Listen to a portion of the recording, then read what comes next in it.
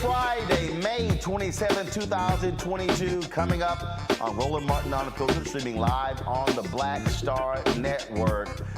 We talk about a variety of issues with Congressman Khanna of California. What must Democrats do to get aggressive, turn the vote out in November? We break it down. Also, what's happening with wokeness in media? Are they actually destroying democracy?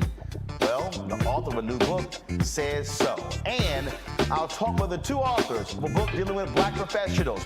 That's right, Randal Pinkett, Jeffrey Robinson, two of my alpha brothers. Their book is out, Black Faces in High Places, 10 strategic actions for black professionals to reach the top and to stay there. Folks, it is a jam-packed show on this Memorial Day weekend.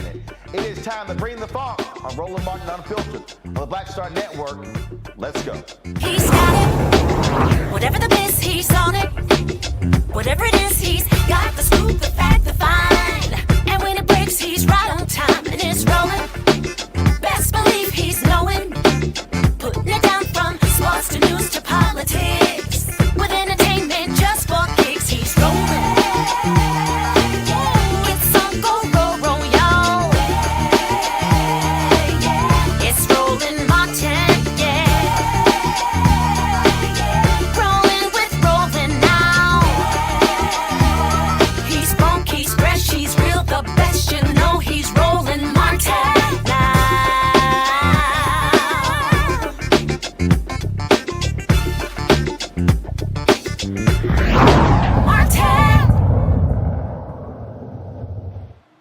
Hey folks, welcome to Roland Martin Unfiltered on the Black Star Network. He is one of the most progressive members of Congress, Representative Khanna of California.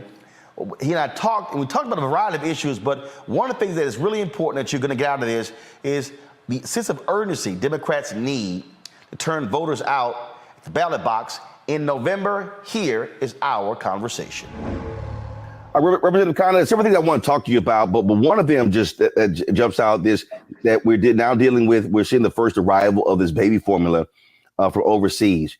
And what's driving me crazy, you have Republicans who've been complaining about Democrats on this issue. And literally, a significant number of them voted against spending money to bring in baby formula.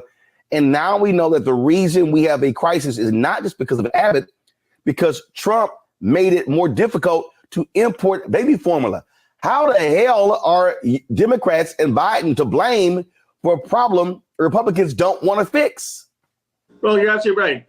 Look, 192 Republicans voted against giving funding to help fix this baby formula shortage. I mean, look, one of the problems was that the FDA didn't have enough inspectors. They didn't get to the Abbott facility in time. That was all Trump-era policy.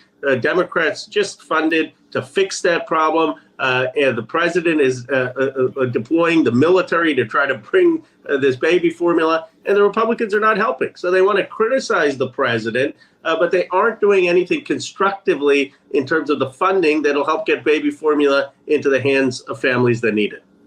So, but to me also, I'm always about messaging as well. And I just don't necessarily believe that Democrats are doing a good enough job of walking the American people through this and then letting them know, like, here's your problem. I mean, look, people right now are going, hey, we got problems with food prices. We got problems with gas. We got problems with inflation, and it's important to let folks know, here are the folks who are actually trying to fix the problem. Here are those who actually help create the problem and then who don't want to fix it.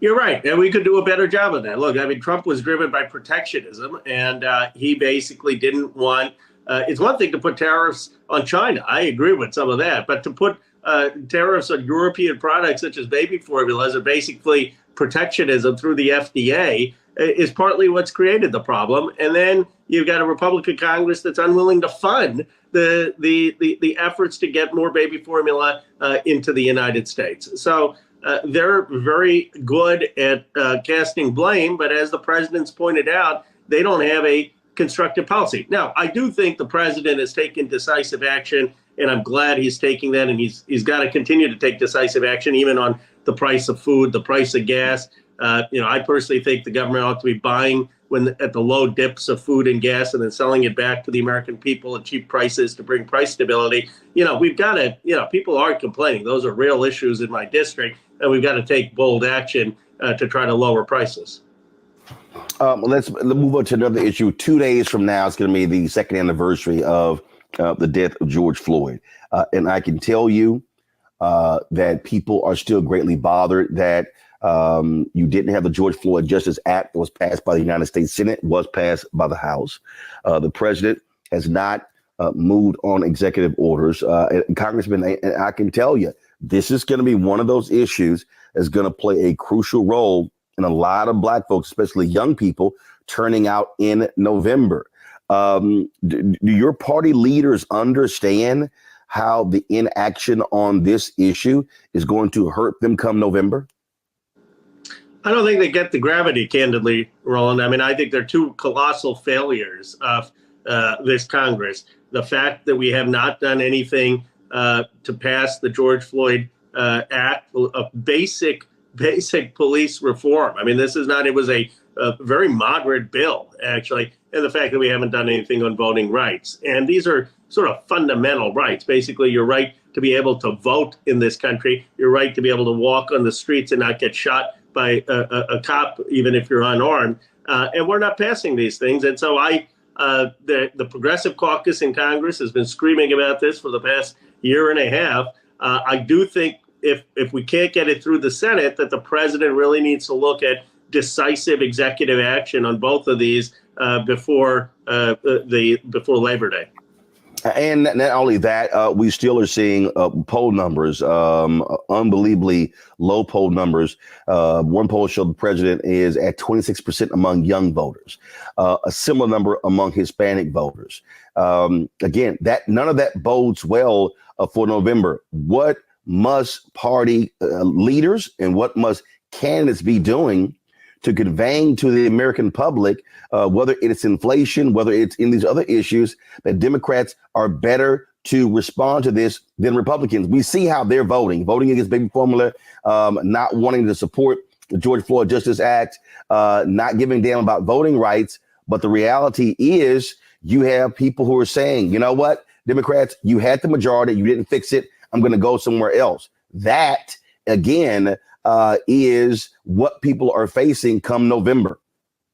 Well, we got to tell people the stakes. I mean, I get people's frustration, but giving Donald Trump power is not going to do anything for racial justice, economic justice, or climate action. But two, the Democrats have to understand that young voters are very idealistic voters. They want a better, more just society. So we've got to deliver something on voting rights, on police violence reform, and through executive action. But there are two other places we've got to deliver.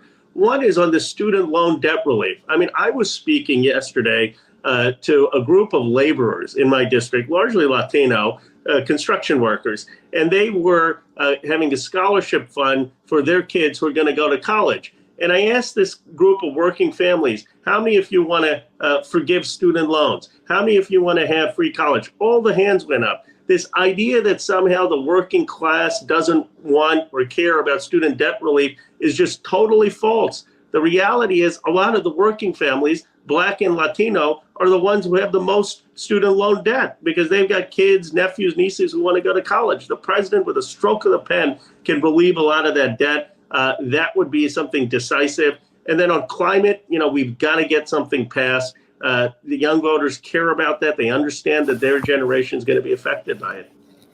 I think that you're absolutely right when it comes to when you talk about that idealism, but also, again, people voted in 2020 based upon saying, elect us, we'll get these things done. I always make the distinction to my audience that all of these bills have passed the House. The problem has been the Senate. But for the public, they just simply say, Congress, Biden, none of y'all got it done. Well, look, I understand. I mean, people are busy. They sacrificed a tremendous amount in 2020 to get us elected. They're not going to follow the every Senate vote. But I do think that in the next 6 months, the president can be more vocal. He can come out and say we got to abolish the filibuster. He can come out and start campaigning against the Senate on a couple of these key priorities, especially on something as critical as voting rights, especially as something as critical as climate, especially as something as critical as Roe versus Wade and codifying that. I think people want to see some fight in our party for the fundamental rights. And they will understand if there's a lot of fight and the numbers aren't there and we vote and, we're short a senator. But I don't think they see sufficient urgency or fight yet on these key issues. Well, I think that's the thing. And Reverend William Barber with the Poor People's Campaign, and what he says is, don't just vote one time. Keep voting. Keep voting. You have to show the people that you are willing to keep bringing this up. He said you can't just say, well, we brought it up once or twice and that's it. He's absolutely right. Look, I just to get a sense, I know Twitter isn't voters, but you get a sense of a lot of young folks. I tweeted out we need a $15 minimum wage and it's about time to do it. And half the folks are understandably criticizing me, saying, "Ro, $15 is not going to be nearly enough." We're so far kind of out of touch of where people are with their rents, with their food prices, with their gas prices. And, we're still stuck at $7.25. I think the $15 wage was something that people really came out to vote for, especially a lot of the service workers. Some of them are just still relying on tips. So you look at the $15 wage, you look at student loan relief, you look at voting rights, you look at police reform, you look at bold climate action. This is what motivated folks. Look, I'm very proud that we passed roads and bridges and infrastructure, but that doesn't speak to people's souls. That doesn't speak to a more just America. We've got to speak to some of these fundamental issues that got young people out, that got people motivated in 2020. When I talk about the Poor People's Campaign, June 18th, they've been a mass gathering in the nation's capital. They have been calling for the president to sit down and meet with them, but not just meet with leaders, to actually meet with what they call impact or disaffected workers. The White House has been wanting to meet with Reverend Barber or Reverend Liz Theo Harris, and he has said, no, we need to bring poor people with us. They've been unwilling to do that. When you look at the numbers, 90 plus million low income and poor people in the country, if Democrats are looking at a path to victory, it is appealing to those voters. They are white, they are black, they are Latino, they are young, they are significantly women, they are Native American. And the White House has been unwilling to do that. And I just don't understand the calculus. Why is it that in this country, people love to talk about the middle class, but you have so many politicians who don't want to be seen with poor people?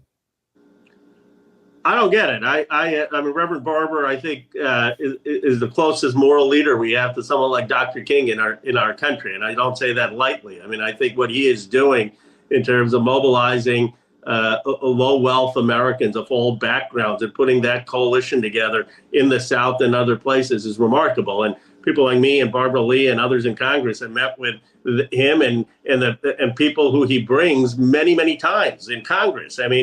He's had folks testify to us in informal hearings about what it actually means when they're low wealth, low income, and can't pay rent, can't get food for their kids that's sufficient in terms of nutrition, can't get medicine. I think the White House needs to hear them. And there's some very simple things we can do. Two concrete things: raise the minimum wage to $15 and include all service workers, and then have some of these wage boards in states like New York to increase the pay for fast food workers and service workers like home care workers. It's ridiculous that you're making $8, $10 at a McDonald's, at a Burger King, home care work, whereas in Europe, people are making $20, $25 for the same jobs. And I think that's what's important for people to realize. The low wages in this country are a deliberate policy choice, and it's fixable with policy. And this is what the Democratic Party ought to stand for: higher wages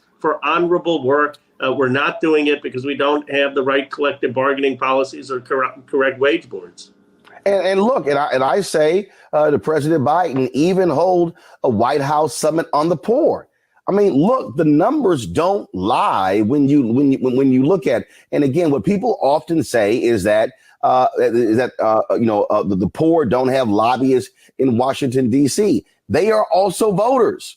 They are people who are workers. They are also voters. And if you send that signal, and I get it because people are like, oh, well, that comes across as just giving them things. Well, hell, it's a whole bunch of rich folks who got stuff with Trump's tax cut. Whole bunch of rich folks who got stuff with Trump tax cuts and got stuff with the Fed policy. Look, we don't talk about the inflation and the asset bubbles in the stock market because of easy Fed money. We don't talk about all the money that went to corporate bonds. Now, some of them may have been necessary to get out of the pandemic, but it helped the people who were at the top. It didn't help people who were working. Here's, I think, the biggest thing that we need to do, why I think a Poor People's Summit is so important, because we've got to puncture this awful stereotype in this country, started, I think, with President Reagan, that somehow if you're poor, it means that you're not working or you don't have a job or you don't have an aspiration to get a job. That is look, your colleague, Representative Matt Gaetz, made the comment about people who are on WIC because of baby formula. I mean, it's as if these little poor people, look, if you can't afford baby formula, what's wrong with you? What the hell?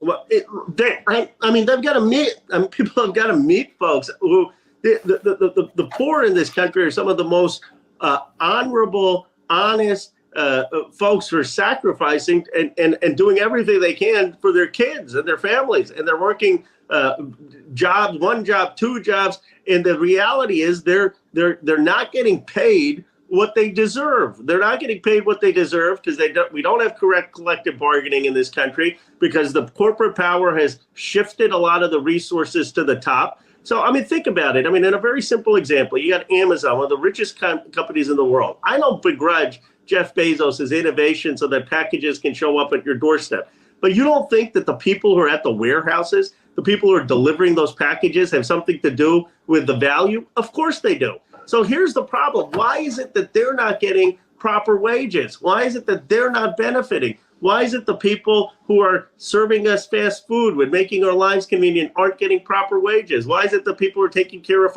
the elderly or sick aren't getting proper wages? They're adding value and they're not getting paid what they deserve. And that's the fundamental issue. It's unfair. It's unjust. It's not just that they're poor. It's that we made a decision to underpay a lot of work in this country. And then people wonder why you have such a dramatic wage and income gap, wealth gap in this country. Well, that's a perfect example. Representative Khanna, I certainly appreciate it. We're going to keep obviously pushing this issue. We'll be there on June 18th. Thank you. With Poor People's Campaign. So we appreciate it. Thanks a lot. Thank you. Thank you for your voice. Thank you for having me on. All right. Take care. All right, folks, got to go to a break. We come back. I'll talk with the author of a book who says that white liberals in media, they're actually undermining democracy. Well, she and I kind of differ on the notion of wokeness. Trust me, it's a discussion you don't want to miss. Folks, don't forget to support us here at the Black Star Network by downloading the Black Star Network app, available on all platforms: Apple phone, Android phone, Apple TV, Android TV, Roku, Amazon Fire, Xbox, and Samsung TV as well. And don't forget to support our Bring the Funk fan club, where all dollars that you give goes to support us and the show and what we do. Of course, you can send your check and money orders to P.O. Box 57196, Washington, D.C. 20037-0196. Cash App, $RM Unfiltered. PayPal is R Martin Unfiltered. Venmo is RM Unfiltered. Zelle is Roland at RolandSMartin.com. Roland at RolandMartinUnfiltered.com. We'll be right back.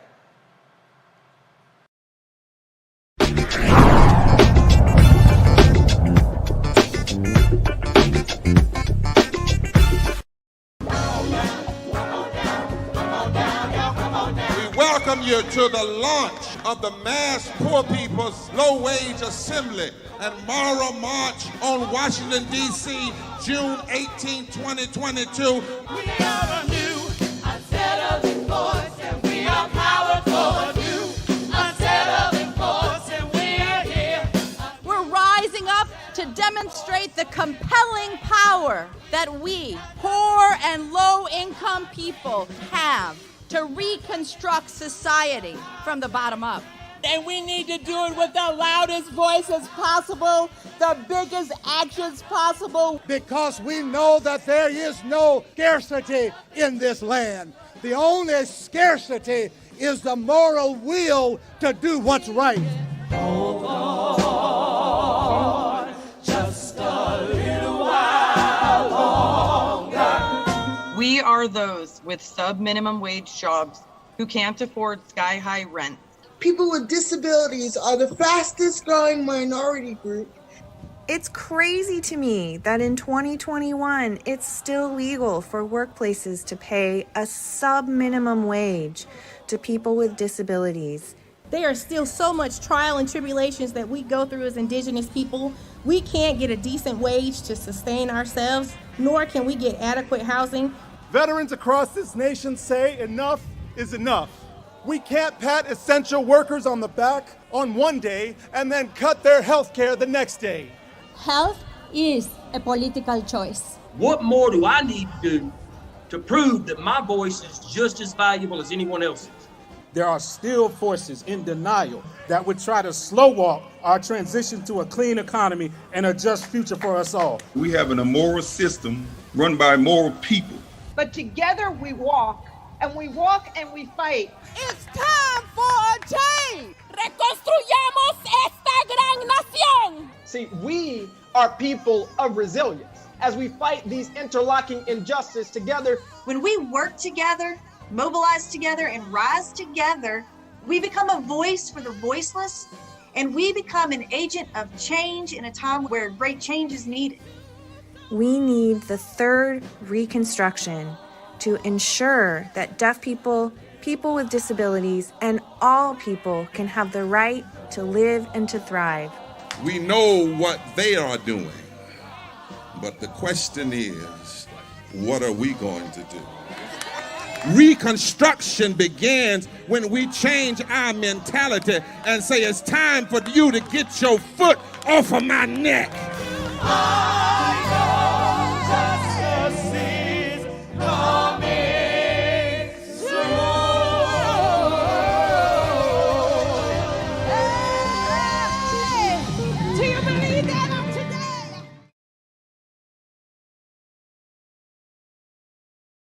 I'm Dr. Greg Carr, and coming up on the next Black Table, thinking about the Black freedom movement in a global way.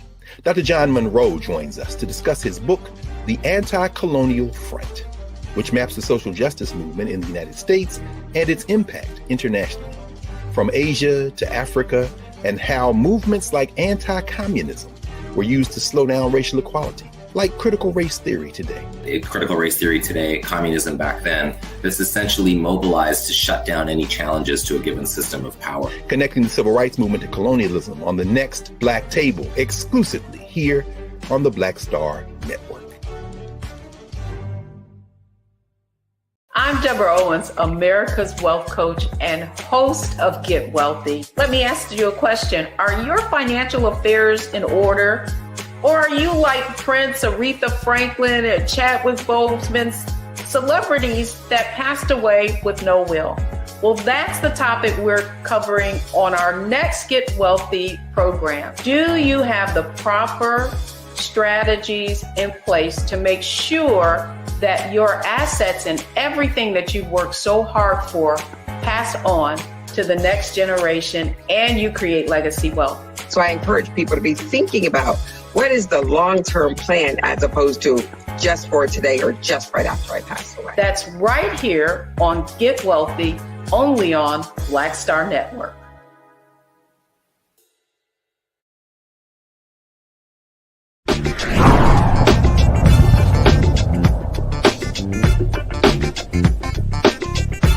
America's mainstream media is overwhelmingly white. My next guest says in her book that white progressives or white liberals, they're causing a serious problem in media.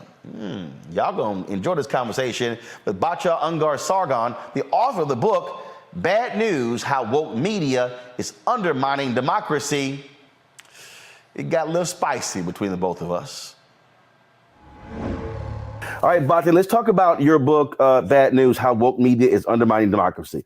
First off, define your definition of woke. Great. So first of all, thank you so much for having me. I'm really honored to be talking to you and very excited for this conversation. Woke to me means, it doesn't mean police reform. It doesn't mean ending mass incarceration. It doesn't mean ending the racism in our public schools. And it doesn't mean ending intergenerational poverty among 20 to 30% of Americans descended from slaves. That is all things every American should be focused on. Those are really important things. Those are national emergencies. Woke is what I found out about in a 2018 Yale study that found that white liberals talk to Black and Hispanic Americans different than they talk to other whites and different than white conservatives talk to Black and Hispanic Americans. White liberals dumb down their vocabulary when they talk to Blacks and Hispanics. This was a Yale study from 2018 that found that. That is wokeness. It's a view that says that white people have a power and a privilege and an agency that puts them above people of color, so that their instinct unconsciously, when they meet a person of color, is to dumb down their vocabulary. And I think that that is so corrosive and patronizing. The assumption of oppression based on skin color, it is really dehumanizing. That's what wokeness is. But I think that's part of the problem, because the reality is what you initially said is how wokeness or being woke was defined.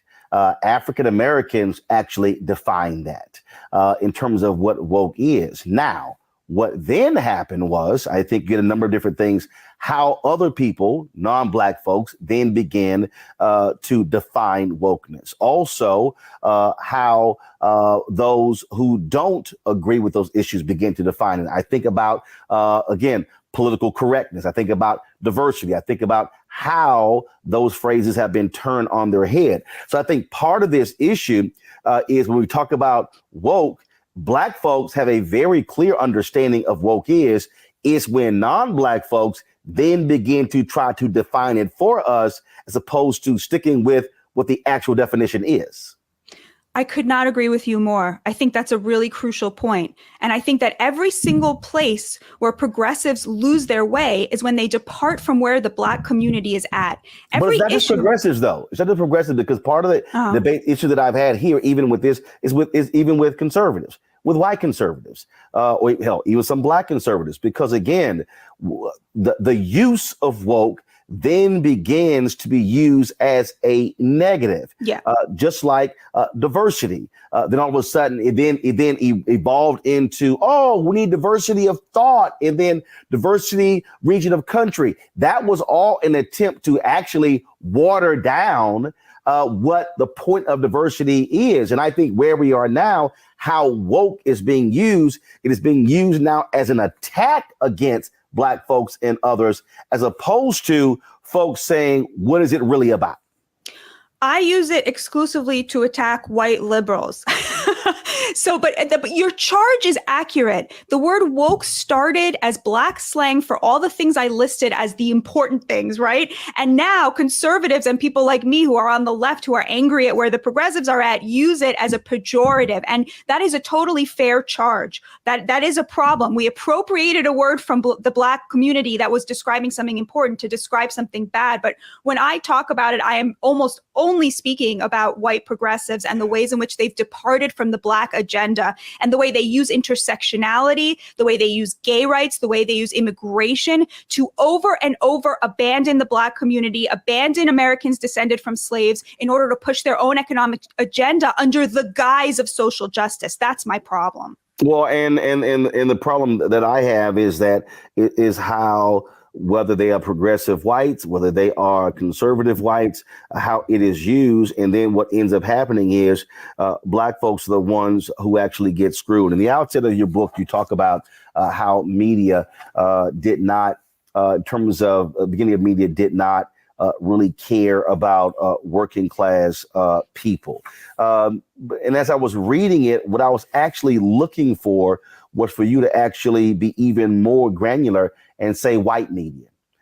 because when you talked about Joseph Pulitzer, when you talked about the first newspaper in the penny papers in New York, while I was reading it, I'm sitting here going, yeah, but there was a paper called Freedom's Journal, the first black newspaper founded on March 16th, 1827. I think about Frederick Douglass, the North Star. I think about Ida B. Wells Barnett, a paper in Memphis.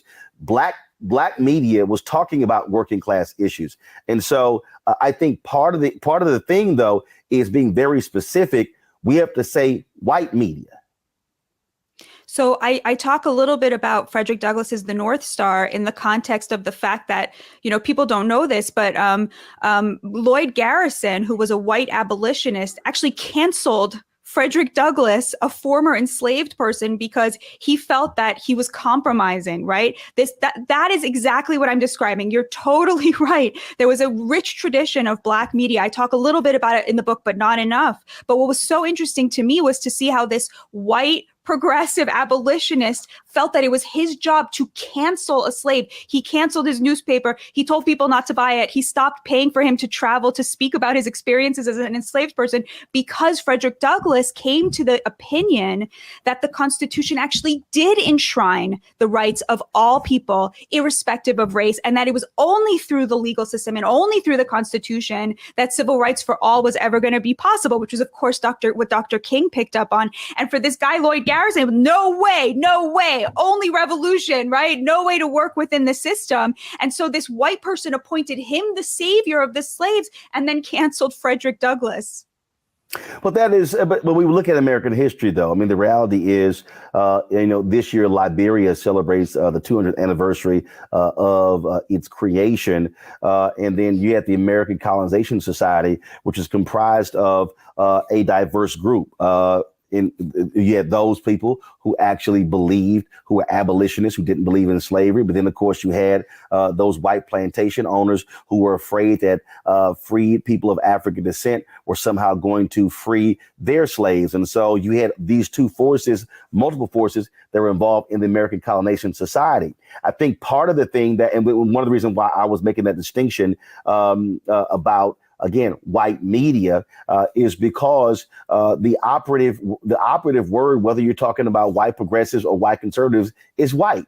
And that is the issue in this country. Even at the inside of your book, when you say something is wrong with American journalism, I will actually change it to say something is wrong with American white journalism, because these are the issues we're dealing with. Because in when we say mainstream media, we really mean white media. The issue that you find is they look like Wall Street, look like Silicon Valley. And so you do not have real voices at the table. You're now seeing it. Kim Godwin, president of ABC News, Rashida Jones, president of MSNBC. But when you got a majority of your newspapers in the country who won't even fill out the AS&E diversity survey, that tells you where we are in white media.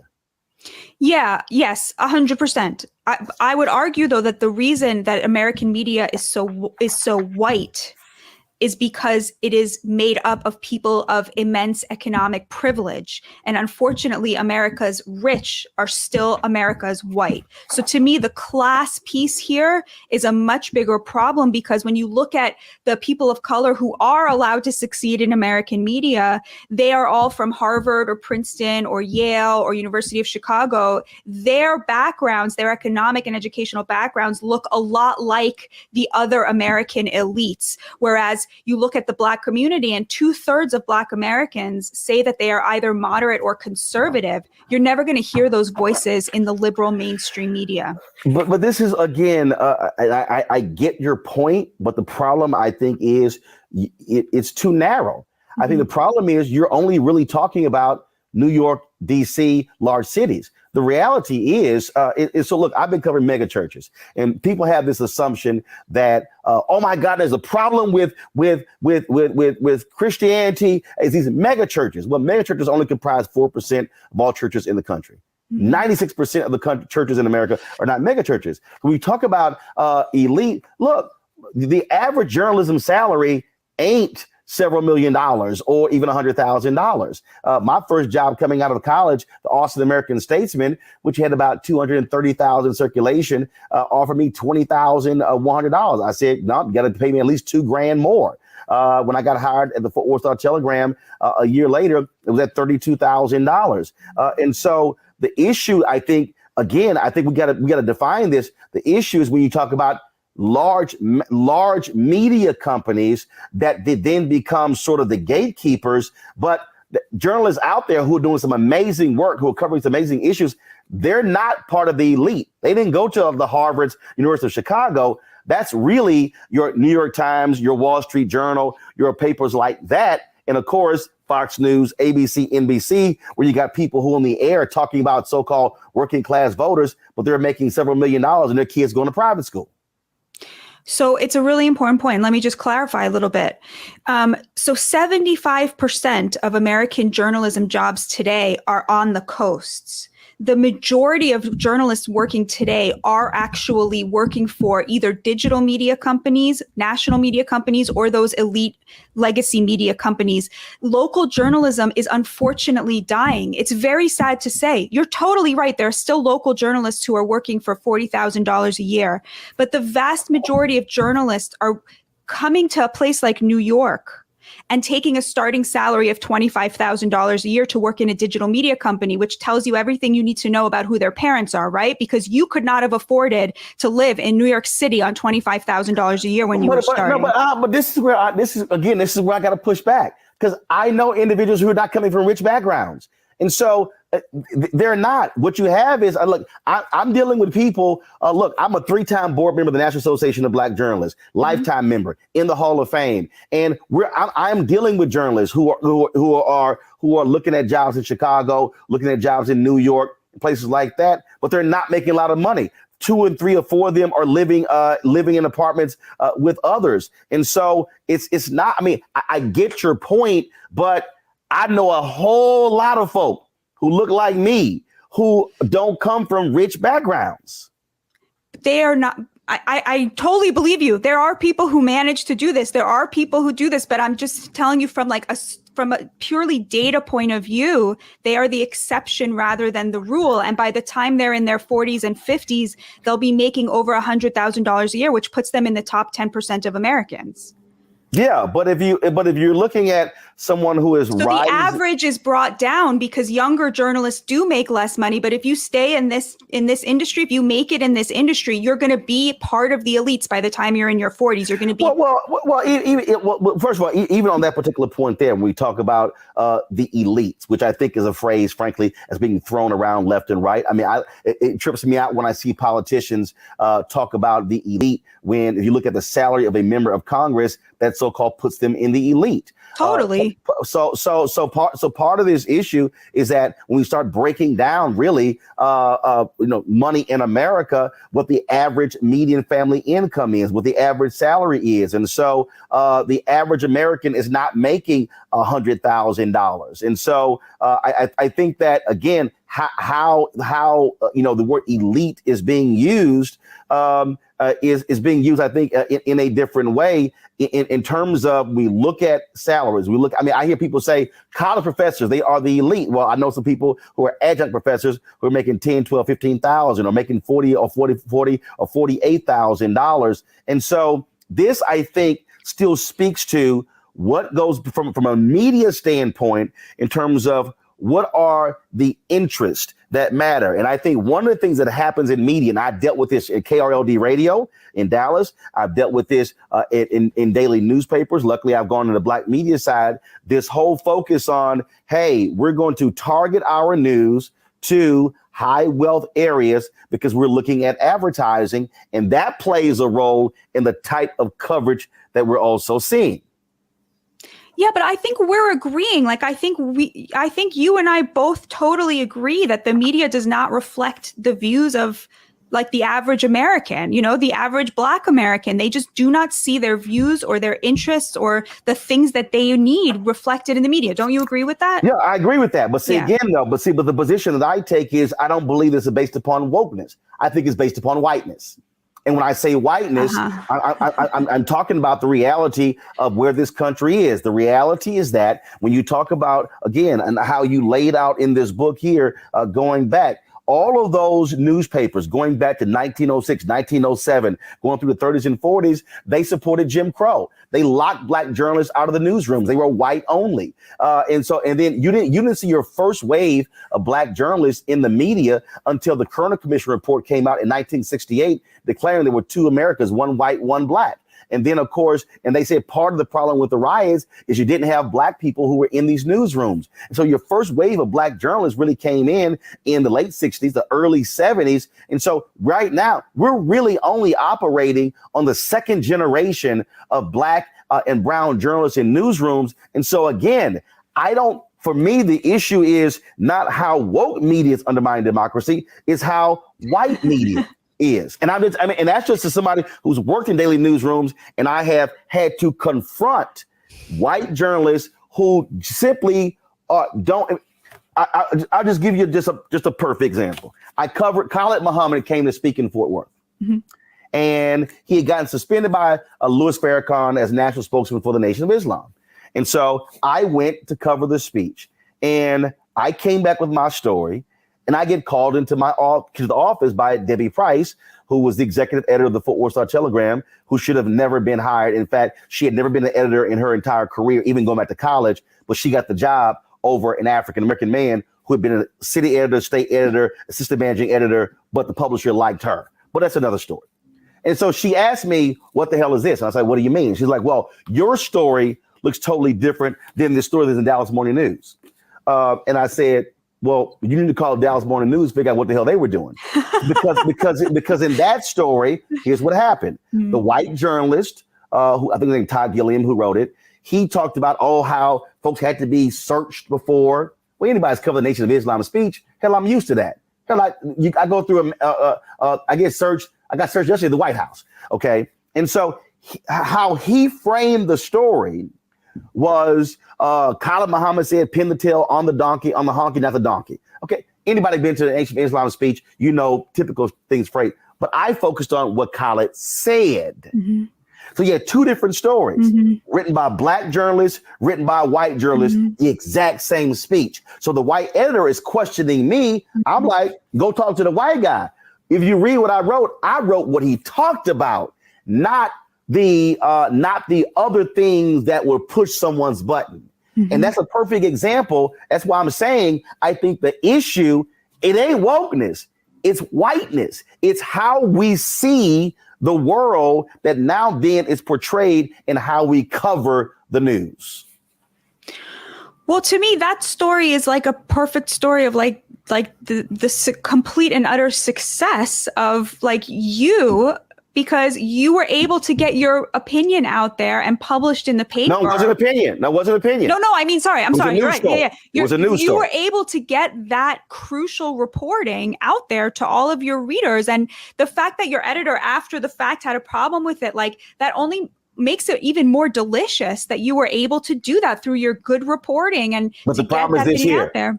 Problem is here. I was the only black male reporter in the entire newsroom. It's a huge problem that America's newsrooms remain overwhelmingly white. But the reason they are so white is not because the people hiring in them are racists. They would kill to have more black reporters. As a person who works in a newsroom, I would kill to have more black people working with me. That's not the problem. It's not because they don't want to hire black people. It's because the only people applying for these jobs come from privileged backgrounds, which are overwhelmingly white. No, I'm sorry. You're wrong. I literally listen. You're absolutely wrong. I was a national student representative on the board of the National Association of Black Journalists. Mm-hmm. And we sat in a room with the top headhunters. They were the ones who the TV stations would hire to go hire anchors and producers. And we sat there in Los Angeles. This is March of 1990. And they're going, we would love to hire more black producers, and we just can't find them. And literally sitting on our board were 5 black producers, one of them Oscar nominated. And this is what she said. How many do you want? Which market sizes and level of experience? She said, I can call 100 right now.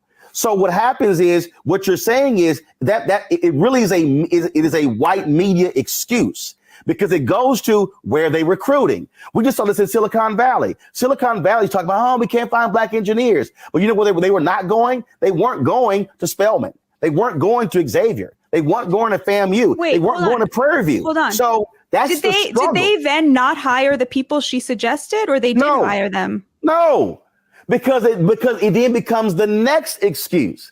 See, this is again 3 times I've been a board member. I've sat in meetings where we have met with CNN. We've met with Penske Media. We've met with Verizon when they owned Oath. I mean, I have sat in meetings with local stations, local newspapers, sitting across from white media executives who say, "Oh, we would love to hire," but then all of a sudden, what then happens is it then becomes where whiteness comes in. Do I know this person? Where they come from? I'm not quite so sure. And then all of a sudden, then you have black journalists who are on islands, and then when it comes to trying to get those stories, if they do get hired, they try to get their stories into to the papers or onto the websites or on the air. Then it becomes, I'm not quite sure. CNN, when I was at CNN, they could not find somebody to go interview Winnie Mandela. Okay, great. They said, Roland, will you go? Sure. I go down to Birmingham, Alabama. I interview Winnie Mandela. They come back and say, do the interview, about 20 minutes with her. They go, we got a problem. I'm like, what's the problem? Why didn't you ask her when she went on trial for the accusations of them putting tires around the necks of people? I said, why the fuck y'all didn't interview her? I said, I asked Winnie Mandela what I want to ask Winnie Mandela. They literally said, we're not going to run the interview. That's terrible. No, it's fine. I went to John Klein, the president of CNN, and said, hey, they're not running the interview. Give me the tape. I'm going to run it on my TV One show because I had a weekly show on TV One, Black Cable Network. Again, black-owned media. John said, great. Winnie Mandela dies in March of 2018. I was in Memphis covering the 50th anniversary, getting ready for the 50th anniversary of the assassination of MLK. I hear she dies. We restreamed the interview. The only reason you can see that interview is because I had a black-owned media outlet. But these were white editors deciding, oh, we don't like the fact that you didn't ask her this question. Y'all didn't even send me questions. So therefore, we're not going to run it. And this is what I'm talking about. This is the frustration for black and minority journalists. And so, again, I read your book and I went through it. And literally, every time where you put woke, I put white. And that is so the problem is that when we talk about what was happening is they are seeing America through their blue eyes or green eyes and not understanding that how you view America is different if you're black or Latino or Asian. And that's why American white media is the way it is now. So for me, it ain't wokeness. It really is the problem of whiteness and how they define what to be an American is. I think there's a lot less daylight between our positions than you're making it sound, because I would say I'm sure that there are problems with, let's say, conservative white media as well in capturing certain aspects of the Black experience or the Hispanic experience, but the problems don't stem from the woke worldview, they stem from something else. So to me, wokeness is like white liberal specifically, but I totally agree with you that there are probably problems they come from the same pool. They come from the same pool. I mean, again, that's what I'm saying. Because I've been there. I've sat across from who I believe are so-called white liberal journalists. But okay. Let me ask you this. Okay. When you're sitting opposite white liberals versus white conservatives, that study that I started with, right? That sort of patronizing thing that white liberals do when they're talking to Black people and Hispanic people. Yep. Like, doesn't that feel different than when you're talking to white conservatives? Isn't it a different thing? Nope. Because the sociologists found that white conservatives don't do that. I'm not saying they don't have problems. They do have their own problems, but that patronizing thing where they look down on you from this position of like, I have so much privilege, I have to protect you. Conservatives don't do that. They do. But again, it's a different, it's how it comes out. Here's the deal. If someone ignores me and then someone is patronizing me, frankly, I'm feeling the same damn way. And again, I'm somebody, I've actually been in that position. Right. And so I respect that experience, but I would say that you fix those two problems may emotionally impact you differently, the same, but you fix them differently. You can't use the same thing to fix them. They need different. Actually, I can.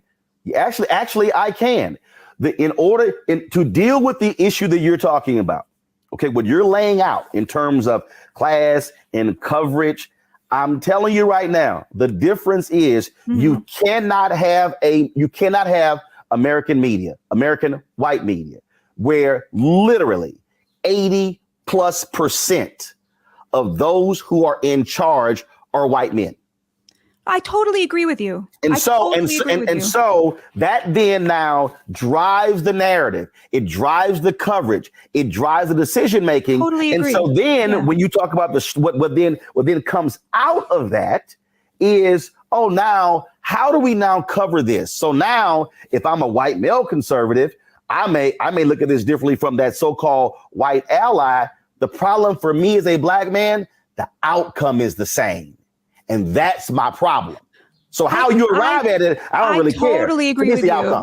I totally agree with you. I nowhere would I ever dispute that it's not a problem that America's newsrooms are so white. It is a total and utter failure. I completely agree with you.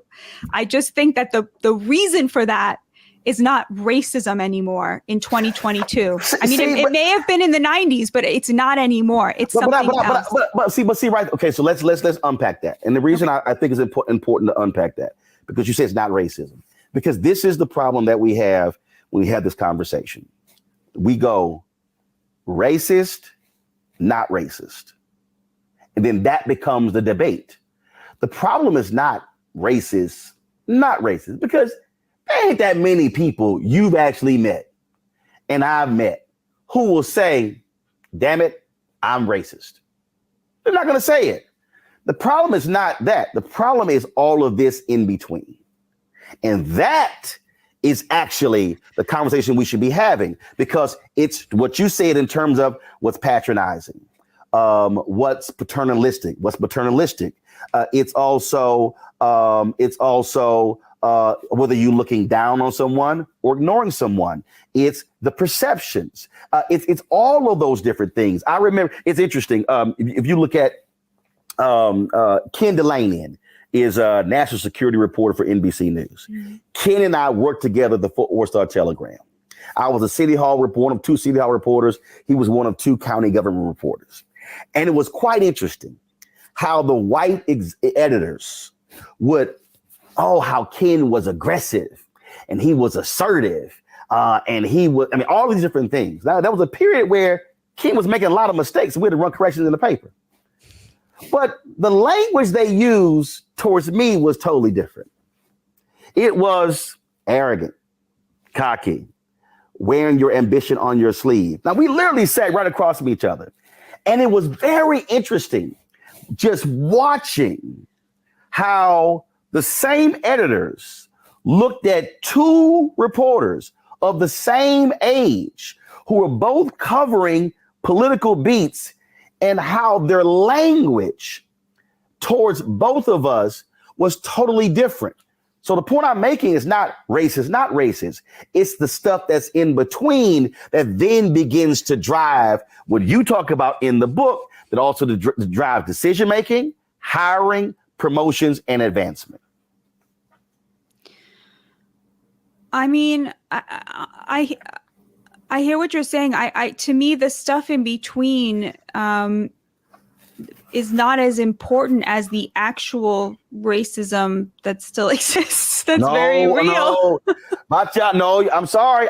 This is where I'm sorry. Where you're wrong.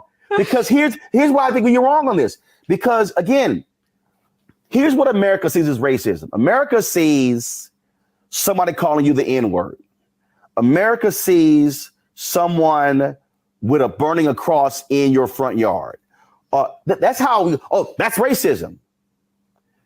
They don't see it as racism by going, what school they came from?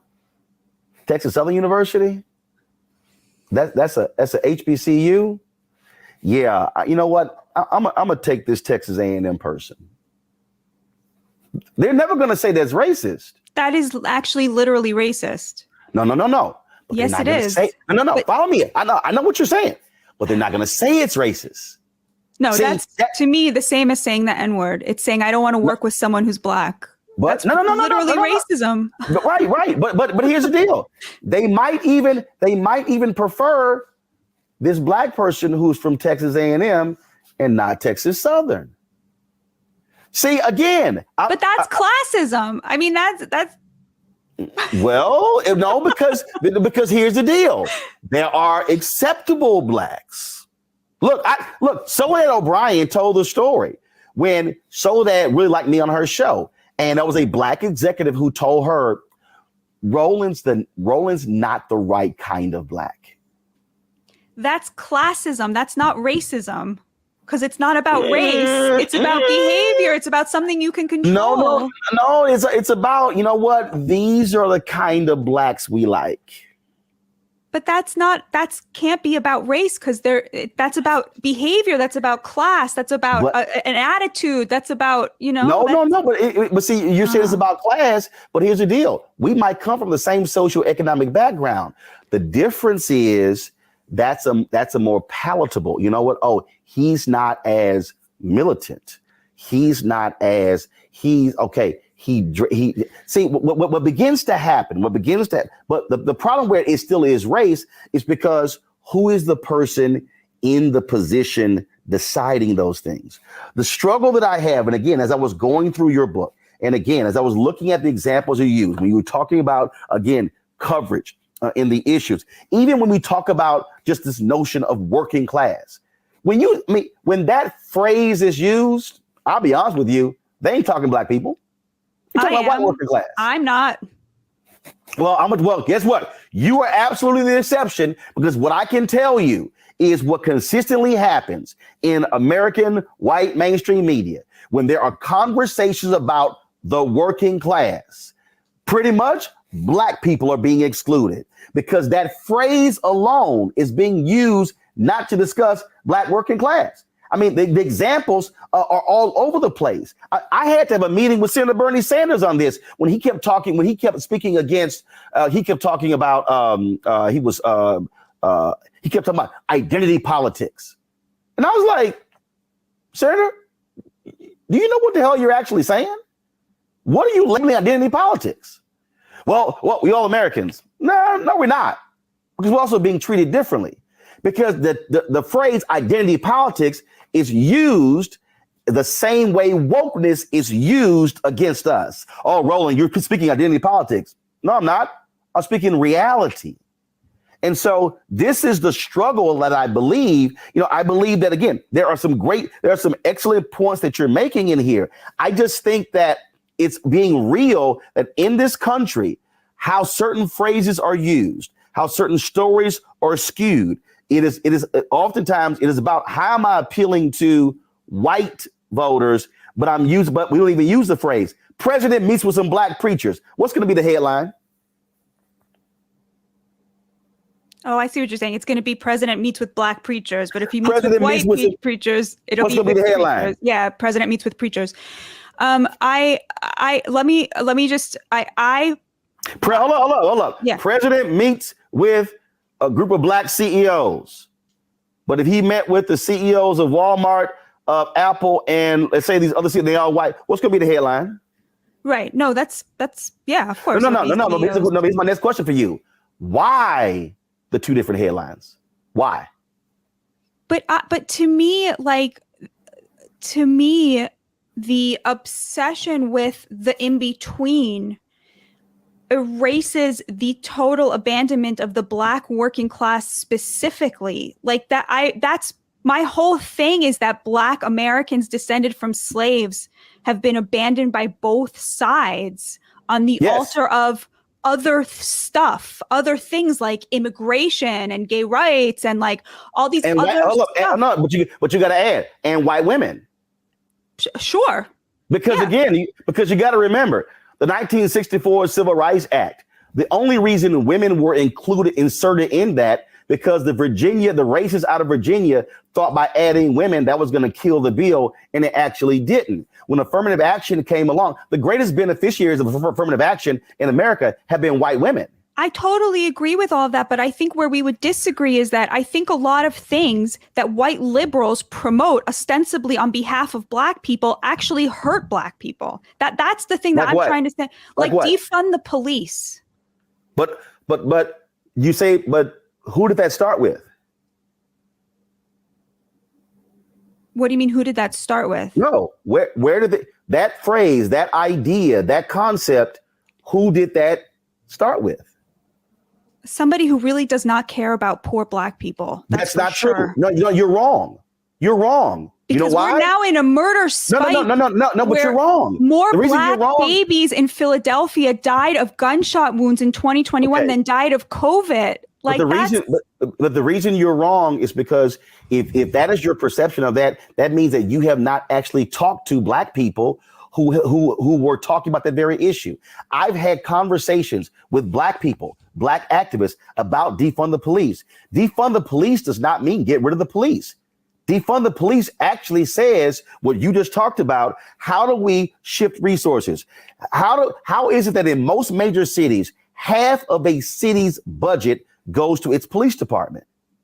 The question is not, okay, well, we shouldn't be dealing with that. What people are actually saying is, how do you reimagine that? How do we deal with a situation where we're sending cops to situations, and I've done this story way too many times. I had talked to too many of these mothers and fathers, where that person dies when they actually had a mental problem, as opposed to sending mental or health professionals. Why do we do that? Why are we using police officers doing parking enforcement as opposed to using people who are police officers? So again, just what you just described there is a perfect example of what has happened in white mainstream media. And that is not actually sitting with the people who are talking about that and saying, what do you actually mean by that? What does this look like? What does it mean? Now, is it a phrase that the other side can take, slap on a bumper sticker and use it as a negative?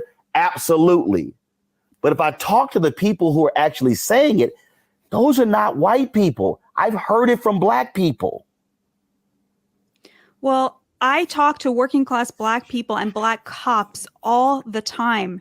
And what I'm hearing from the cops is that they go into these neighborhoods, and ever since the defund the police movement and the new view of the cops as every single one of them being like homicidal and out for Black blood, they now see kids running around with guns, waving them. They're not scared of the cops anymore, and they're not ashamed of the cops anymore. And we are these cities have become war zones. Children can't get to school without being shot at. They can't play in playgrounds without being shot at. And I'm just telling you, from what I am hearing on the ground, this is very connected to the defund movement. No, it's not. No, I'm telling you. No, but I'm saying I spent 6 years in Chicago. 6 years. Do you know what one of the fundamental problems in Chicago is? Tell me. One of the fundamental problems in Chicago ain't defund the police. It's not they don't have enough cops. It's literally because the police department in Chicago has been so oppressive against Black people don't trust the cops. So the deal is, you show me a city where you actually have relationships between communities and police, I'm going to show you a difference. Please go read the Kansas City newspaper, the Kansas City Star. They did an exhaustive investigation about the rampant racism in their police department. And do you know who was mostly quoted in it? Black cops. And so and I just came back from Kansas City and did a town hall with the Kansas City Urban League on this very issue. Black cops talk about it. Go to Philadelphia. Go to New York. I'm not going to deny that we need I'm not going to deny that we need police reform. We absolutely need police reform. We have a huge problem with the cops. I'm not going to deny that. I agree with you about that. But what defund the police did was it slapped people in the face. And yes, what then happened is, people, oh my God, no, we're taking money from the cops. No, you're not. And so was it difficult to explain? It was. And so it was used as a negative. But the problem I'm saying is, it's not that Black folks are saying we don't want police. They don't want to get beat up by cops. They don't want to get shot by cops. They don't want to get shaken down by cops. And so it's a whole different nuance there. My parents were Civic Club founders. Okay. So they dealt with cops and commanders and the police chief all the time. I can tell you, since I was 8, 9, and 10, I was sitting there seeing the conversations. So black people are not saying we don't want police. What they're saying is we don't want to get shot. Totally. We don't want to get beaten. I totally agree with that. There's an amazing book called Ghetto Side by Jill Leovy.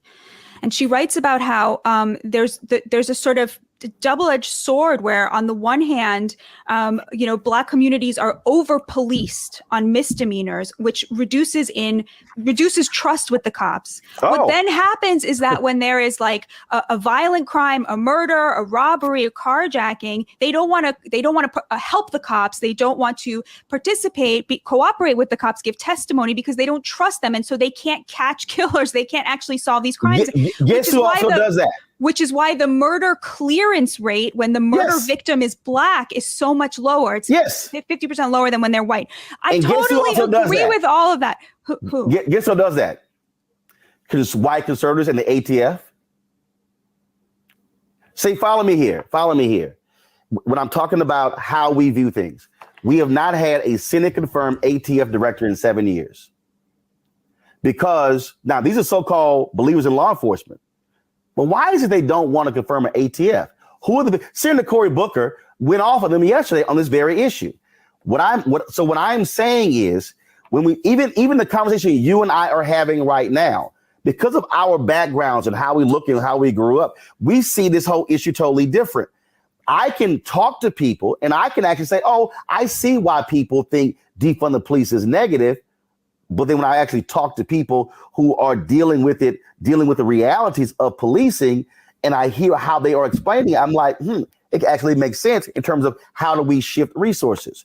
What I'm still going to argue is that I believe that, and again, yes, you and I agree on a number of things that you lay out, but what we have to be honest with is that even when we talk about class, whiteness and Blackness cuts across class. You can have somebody who went to a state school versus somebody who went to Harvard, who is white, and you might say, well, that Harvard person is an ally. Not necessarily, because I'm telling you right now, some of the most crap that I've taken from white journalists have been, yes, white liberals. But wait, let me ask you something. What is the defund the police's movement's response to the surging crime? Like, what is their response to these babies being shot down? Easy. Well, here's what you've had. First of all, you had an explosion in the last 12 years of guns being sold in the country. You've had literally the gun lobby and those simply stating point blank, Obama's going to get your guns exploded. Biden's going to get your guns. You had that driving force. That's one. Two, what you've had is you literally had police pissed off. They're being held accountable. I saw in Chicago, in Baltimore, they were so angry that the DAs there dared to hold them accountable. You had deliberate slowdowns in Chicago. I covered this. They had an inordinate number of broken body cameras, broken dashboard cameras. Why? But why? What would be the difference between defund and a slowdown? Defund would have fewer cops. That's what. Why? Tell me why. You're defining when you reallocate resources, you have fewer cops. No. First of all, when you start breaking down, have you ever covered City Hall? No. Okay. Have you ever covered county government? No. Okay. So that means have you ever actually had to sit there and go through what the police budget is? I've read through a police budget, yes. Okay. All right. So when you actually go through a police budget, when you look at how the allocation is made, there's a significant number of things that police do that have nothing to do with fighting crime. Nothing to do. You mentioned it earlier, all those tickets. We know based upon the numbers that that it was an average of 4 tickets or warrants per household in Ferguson. We saw the survey, all of those areas around St. Louis, in St. Louis County. Yes. Okay. Yes. Where that became an economic driving force. Yes. Okay. So you had that. So you start going. So why all of a sudden have you seen police chiefs say, stop pulling people over some bullshit license plate.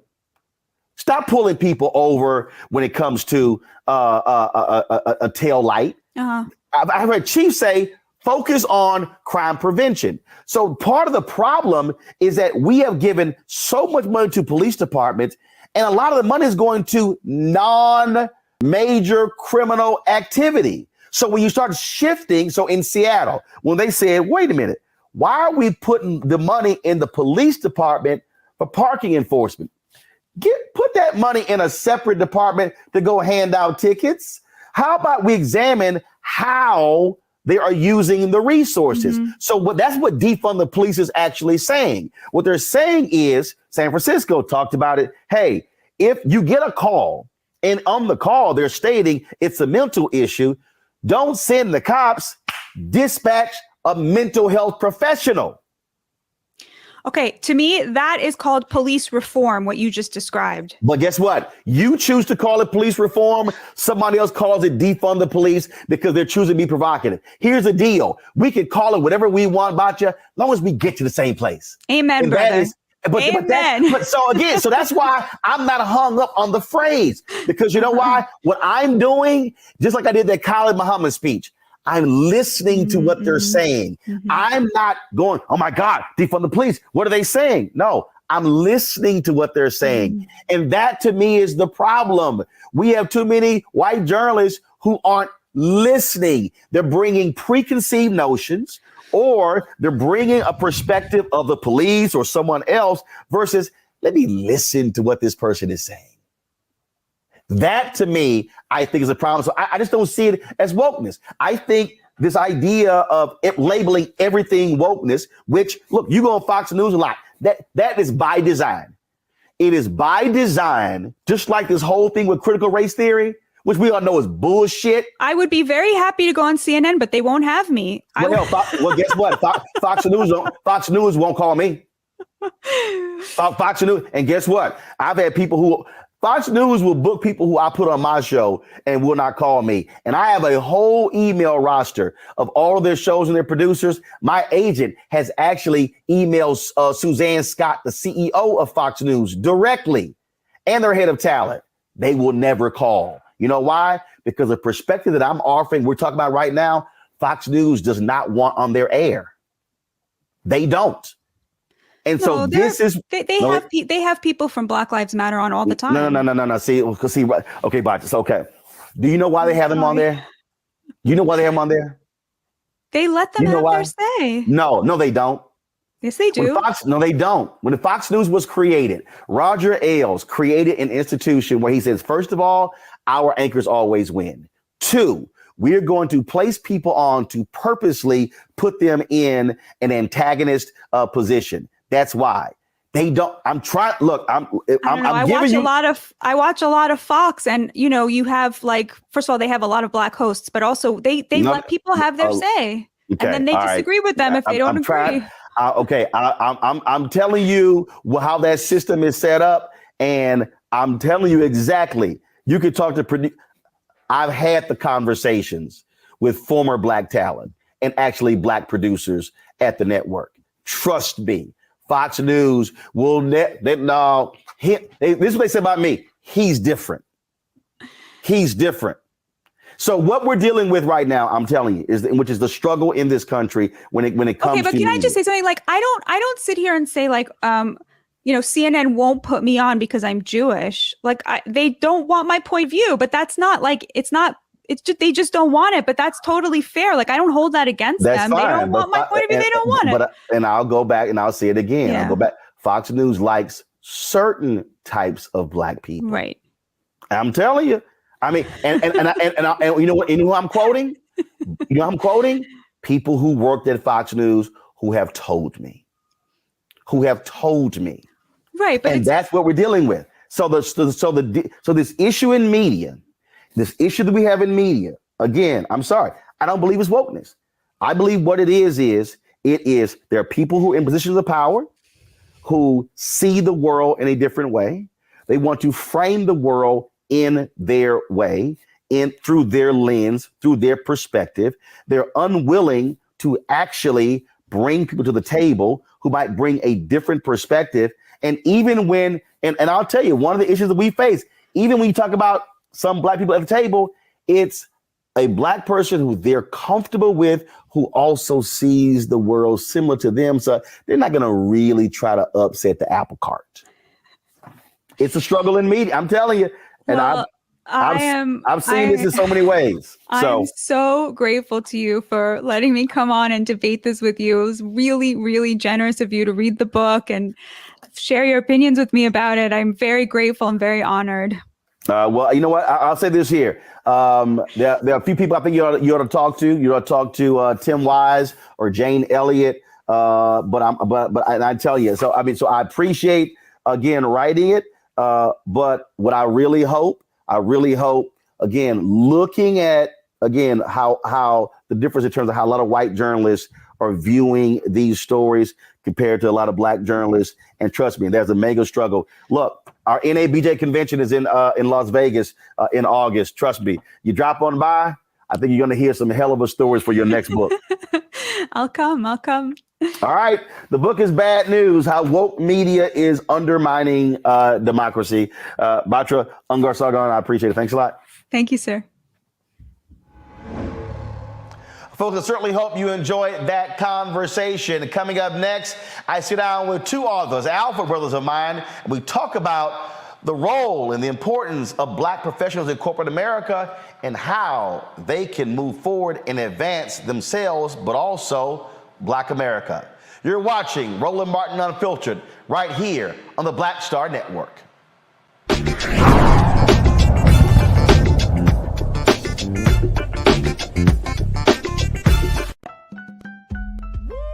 We're all impacted by the culture, whether we know it or not. From politics to music and entertainment, it's a huge part of our lives, and we're going to talk about it every day right here on The Culture with me, Faraji Muhammad, only on the Black Star Network.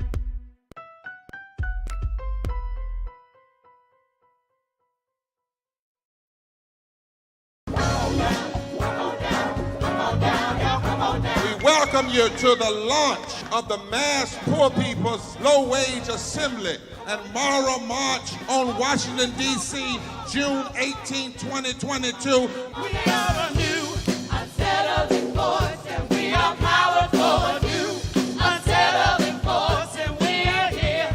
We're rising up to demonstrate the compelling power that we, poor and low-income people, have to reconstruct society from the bottom up. And we need to do it with the loudest voices possible, the biggest actions possible. Because we know that there is no scarcity in this land.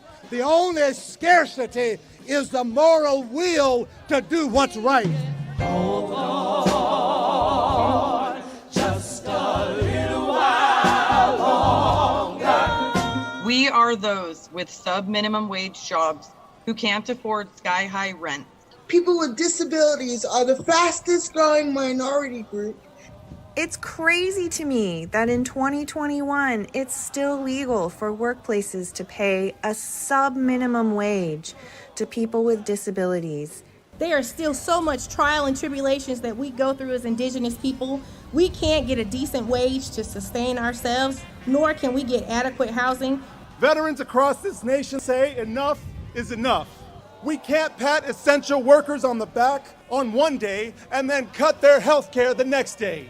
Health is a political choice. What more do I need to do to prove that my voice is just as valuable as anyone else's? There are still forces in denial that would try to slow walk our transition to a clean economy and a just future for us all. We have an immoral system run by immoral people. But together we walk and we fight. It's time for a change. Reconstruyamos esta gran nación. See, we are people of resilience as we fight these interlocking injustices together. When we work together, mobilize together, and rise together, we become a voice for the voiceless, and we become an agent of change in a time where great change is needed. We need the third Reconstruction to ensure that deaf people, people with disabilities, and all people can have the right to live and to thrive. We know what they are doing, but the question is, what are we going to do?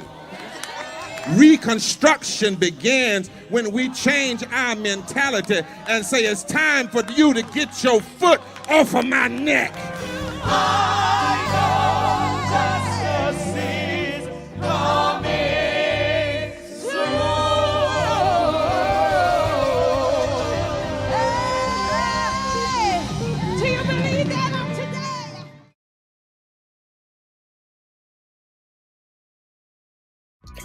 Next on A Balanced Life, we're talking everything from prayer to exercise to positive affirmations and everything that's needed to keep you strong and along your way. That's on a next A Balanced Life with me, Dr. Jackie, on Black Star Network.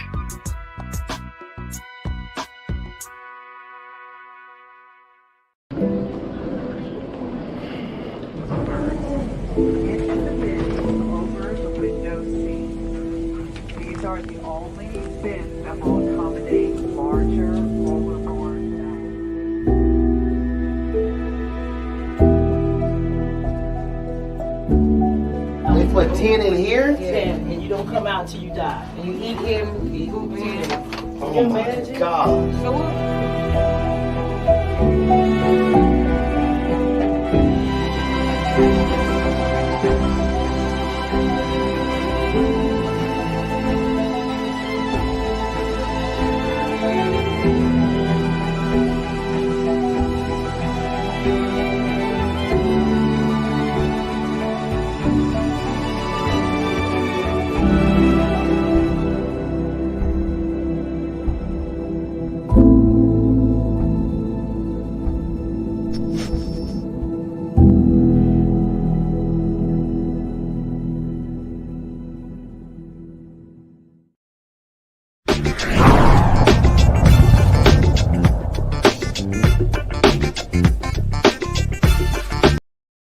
All right, folks, welcome back to Roland Martin Unfiltered on the Black Star Network. Black professionals are in corporate America in a variety of ways, but it's not always an easy thing for them to be there. Well, my next two guests have a book that details how they can actually succeed in corporate America.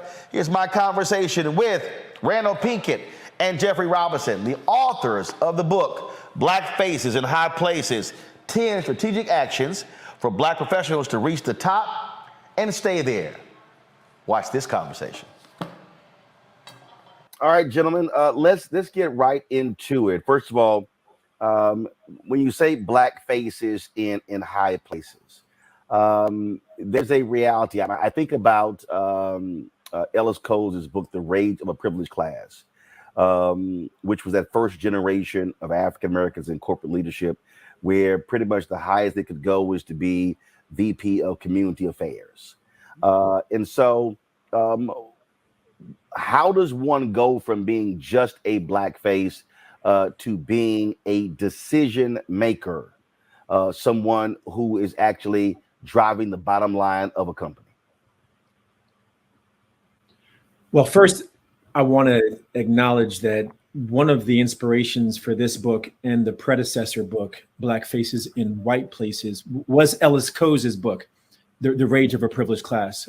We in some ways wanted to revisit the very same themes that Coles explored, but in the 21st century, in a 2020, 2022 context, arguably a post-George Floyd context for Black faces in high places.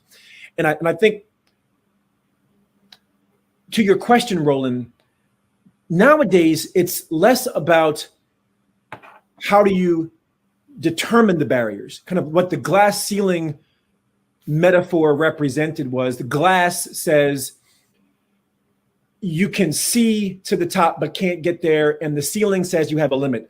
We have people who have broken through the glass ceiling.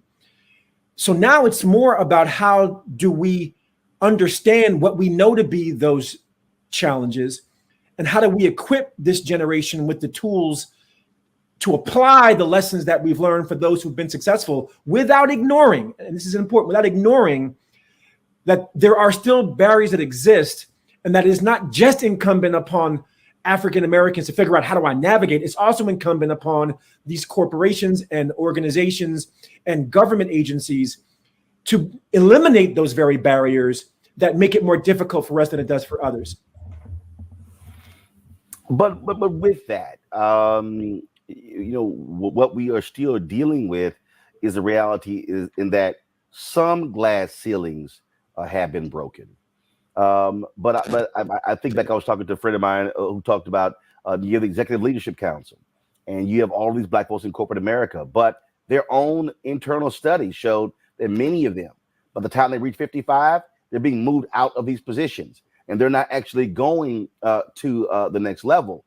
And so, the question is, are we really challenging these corporations to be better, or are we still just sort of happy when one or two are in these positions, Jeffrey? Yeah, this is critical. We are not happy when we see that there's only one or two. At least that's our premise in the book. It's like, how do we get more? How do we get more to the top? How do we get more through those barriers? And more importantly, how do we get more that are community conscious, community engaged at that level? Because think about all the resources that would be available to our communities if we had more Black faces in high places. I mean, that's the challenge. A lot of people want to use that phrase that we use at the title of the book in the negative, where we have people who are at the top, but they're not being conscious or not being engaged in our own communities. And what we want to flip that on the head and say that what we're promoting in the book, what we highlight in the book, what we show people is that you can get to the top and be engaged in the community, provide the guidance and the support that we all want. So there's one last thing. The ELC and others have documented the challenges you've said, and so some of the work that we do in the book is to elaborate on what happens in the middle of the organization. There's some plateaus people hit. How do you break through those plateaus? How do you leverage who you are, your identity, for helping the company, but also for helping yourselves? And then there's also the pivots that we see people make from corporations into their own businesses, which is also vitally needed. So both of those are ways to achieve those heights that we're talking about in the book. See, one of the things that bothers me is sort of, Randall, when you talked about this post George Floyd, we saw all of these commitments, some anywhere from ranging from 20 to 30 to $50 billion, and all of these folks, again, companies making these announcements about what they were going to do when it comes to social justice.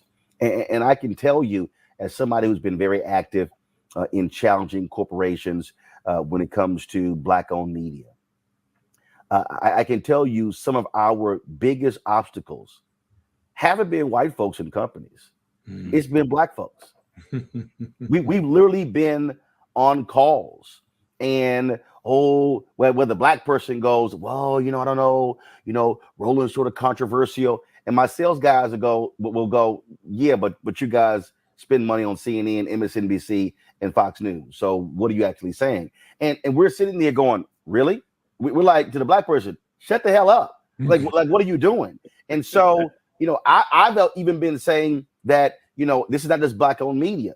It's Black boards of directors. What are you actually doing? Are you challenging companies to say, are you using Black transportation companies, Black catering companies, Black event planners, and going down the line? And my whole point is, we didn't fight for Black folks to get in these positions, to be on boards, and to be in the C-suite, for them not to say something while they're there. That's right. That's right. No, you're singing from the same hymnal that we're singing from, Roland. I don't think it's being too grandiose to say that George Floyd's murder was a Rosa Parks moment for our generation. And right now we're sitting in the moment, begging the question, is this a movement? And what is or is not our responsibility and our opportunity in this moment? And, Public Enemy said it best. Every brother ain't a brother. The old adage, all skin folk ain't kinfolk. There is not just a reckoning happening racially in our society, there is a reckoning happening within our community that is differentiating between those who are willing to help people who look like them and those who are operatives, plants, that they are representation, but they're not representing. And our book is here to do many things, but among them two things, Roland. First is to say, if you are at the table, you have a responsibility to be an advocate for the issues that affect our community because somebody sacrificed for you to be there in the first place. And second is, when you have these levers of power at your disposal as a Black face in a high place, to bring on Black companies, to advocate for Black media, to support future Black leaders, at the end of the day, if you're not pulling the levers on behalf of our community, somebody else is pulling the levers on behalf of theirs. And so be unapologetic and intentional and strategic about how you do that, because everyone else is following the same playbook.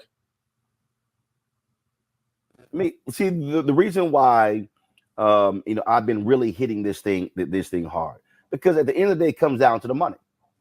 I mean, America, I've said this, America really ain't got a problem with us talking about police reform. They ain't got a problem with us talking about, criminal justice reform. They really don't have a problem with us talking about voter suppression. But when you get to the money, it's a whole different conversation. Coretta Scott King often said that they killed my Martin when he started talking about the money. And the thing that I have been challenging folks on is that if we are not having a money conversation, if you are sitting in an ad agency and you know the inside game, you know how they are purposely trying to create the specs that push us out, then you've got to be able to say, how can I change that? If you're sitting there in a company, it just can't be about your stock options and what you're making and sending your child, when if you're in a position where you can actually create the level of generational wealth that's needed. And to me, that requires a level of consciousness walking in to say, look, I need to leave some footprints and some fingerprints when I'm no longer here. But again, to me, that's a mindset, that's consciousness. Yes. Yeah, you're right on. And in fact, one of the things that we try to get people to do in the book is to start inside, then come out. So, in the way that we write, we've written our last two books now, is we intro the book trying to put some context around why we're writing this book, but then we go into 10 strategic actions. In this case, the first 3 actions are all inside. What kind of inside work? Understanding and being thinking about self-determination and our relationship to one another as a means towards understanding what our responsibilities are when we leverage our might. So we give you great strategic actions to do things, but it's in a context of a consciousness, absolutely, that connects us to our brothers and sisters, not only here in the United States, but even around the world. So it's a global diaspora. So that, to me, puts a point on what you were just saying, is that by the time you get to those higher levels and make some of those things, if you haven't done that self-discovery, if you haven't made those connections, then we get what we've been getting. The change is that there's some young people who are coming along who are asking us the question: if I want to be one of those folks who's at the high parts of the organization, do I have to sell out? And we're here to say you don't. In fact, you need not only be strategic and authentic, you need to be unapologetic, because it's a new day and there's some things that we've got to bring to the table, right? That community engagement, those resources, and thinking about how what you're doing connects, whether that's in corporate America or in your own organizations or in the social sector. I mean, that's the golden thread throughout this entire book. I always had this. First of all, I've long said that everybody ain't built for white places. I mean, I think, and that's important to say. I've always said that I know I could never thrive in a corporate environment. Here's why. Because one, my grandmother had a catering business. My mom had a cake business. Multiple aunts and uncles have had their own businesses. And I've always operated from an entrepreneurial mindset. And an entrepreneurial mindset is different from a corporate mindset. Now, I think a lot of people have to understand, who am I as an individual? What type of person I am? How do I see this? And so I think that there are frustrations. If y'all could talk about that. Have y'all encountered that, where you've encountered people who have been frustrated operating in corporate America and never realized that they really were never destined to be in corporate America? They really were builders and creators, and they were really operating out of, frankly, their skill set. They were operating out of their calling. Absolutely. When we wrote the first book, Black Faces in White Places, which you graciously wrote the foreword for that book, Roland, thank you for that. We launched an institute called the Redefine the Game Institute, which taught mid-career Black professionals how to apply the 10 strategies in that first book. And what we've seen from that program is, as Dr. Robinson said, people doing that self-reflection and introspection to realize what you've just illuminated, which is that when you do the deeper work to ask the hard questions, what's my path? What's my mission? What's my purpose? How am I rooted in my identity? They realize that where I am is not where I belong. And we talk in Black Faces in High Places about two mindsets, which you referenced. First, the entrepreneur's mindset, which is Strategic Action 8. But we also talk about Strategic Action 7, the intrapreneur's mindset, that brings the same thinking of an entrepreneur, but realizes I'm operating in an established organization that has certain rules and norms and cultural standards. You have to do that inner work, not only because it's essential to sustaining yourself along what is a very arduous journey, but because two things we found from the research. One, when you do the inner work, you find a better alignment between your calling and your path.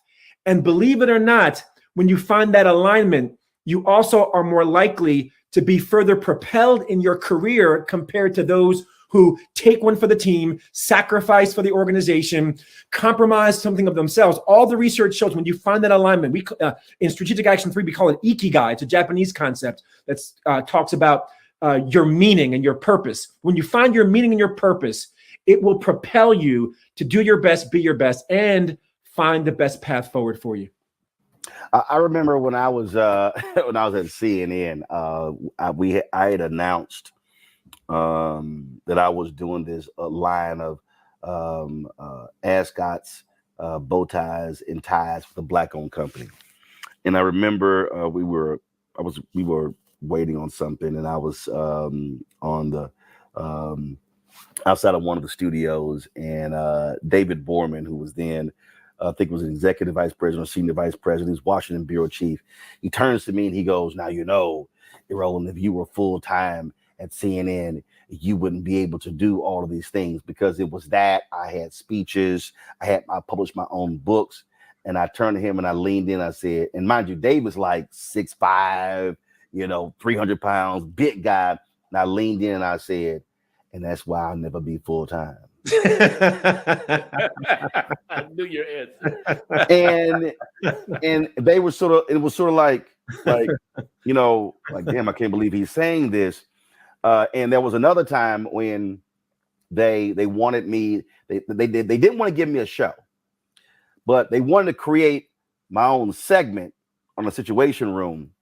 And I was like, okay, that's great. I said, you know what? We can incorporate my travel around the country when I'm giving speeches, because typically a lot of times when I'm there, governors and mayors and county judges and CEOs are there. And they were like, no, this has to be in the studio. I said, oh, I'm sorry. So y'all want me to give up my speaking income to do a segment that's in studio, but you ain't replacing my speaking income? I said, ain't gonna be a segment. And they were shocked. They were like, whoa. I mean, he's wait a minute, we're CNN. He's telling us no. And there was a meeting of the direct reports. to the worldwide CEO, Jim Walton. And Jim and I always got along great. And somebody was offended when they heard this. And Jim said, no. He said, Roland did not decline to do the segment. What he said was, we have to replace the money. That's right. Now, there are a lot of us who are in these corporate environments who would have sacrificed That's right. the external money for the segment. And I've always said, hell no, never do that, because that shows value.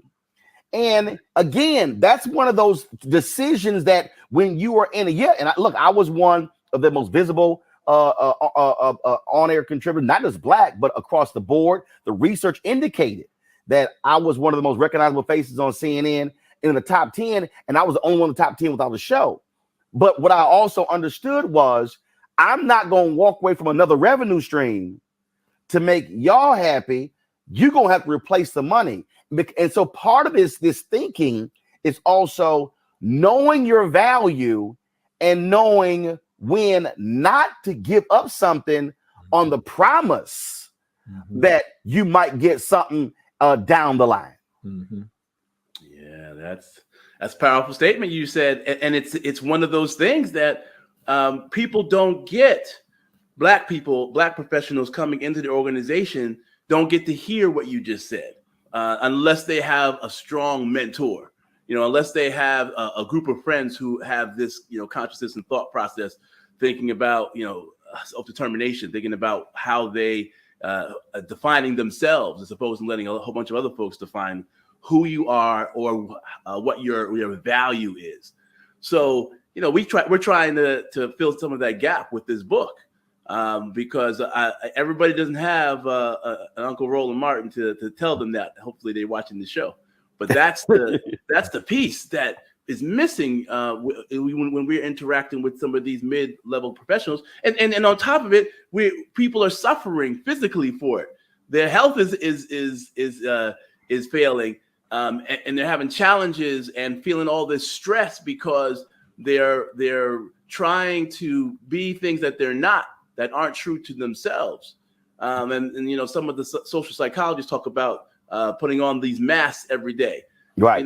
More companies are moving this way and saying we want more authentic people. But when they say that, I hope they are also realizing that they are going to get to do this inclusion. They're going to get some things they weren't expecting, perhaps. Now they don't really want that. I mean, they don't. That's bullshit. They don't really want. I mean, I think back when I worked at the Fort Worth Star-Telegram. I was a City Hall reporter, and the publisher Rich Khanna had so the managing editor left, and the person who should have it wasn't even a conversation.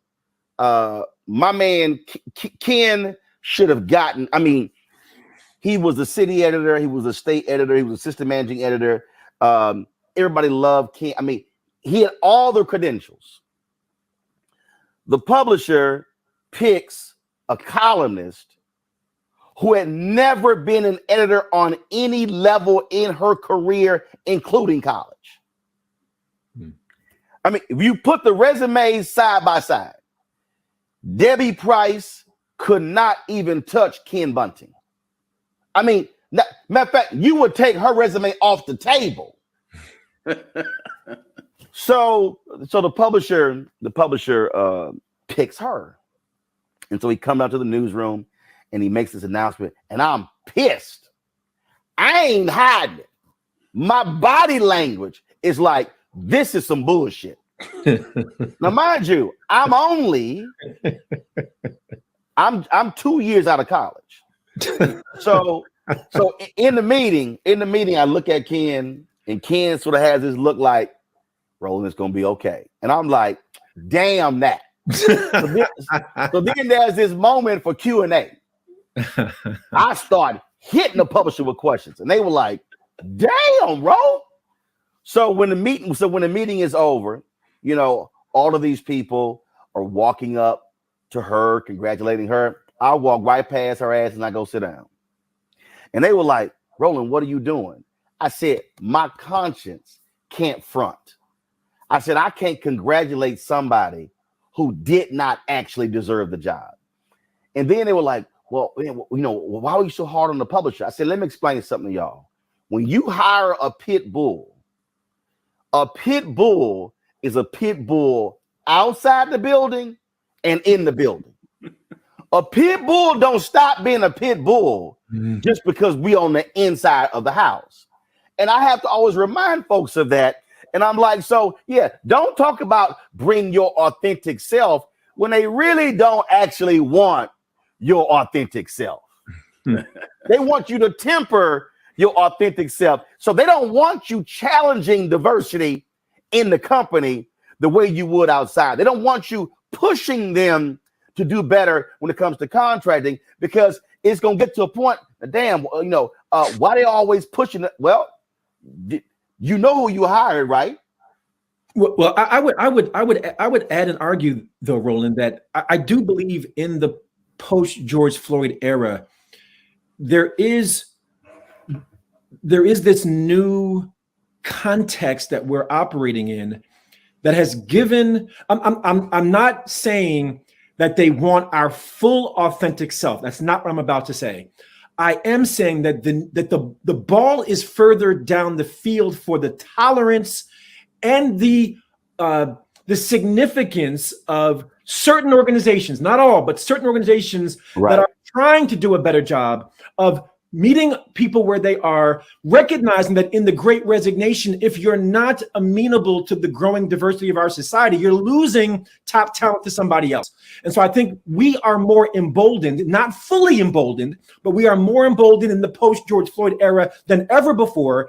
And I believe there are some organizations that are more legitimately committed, even if they are misguided and misdirected in how they are executing on that agenda. That we're in a new environment now. And I say that to say this, to our earlier conversation, we can't shy away from that window of opportunity, because that window is right now. Right. If we're not emboldened and strategic and unapologetic now, then when else can we be? The window, the moment is now. Right. And I think the reason, look, the second anniversary of George Floyd's death was Wednesday.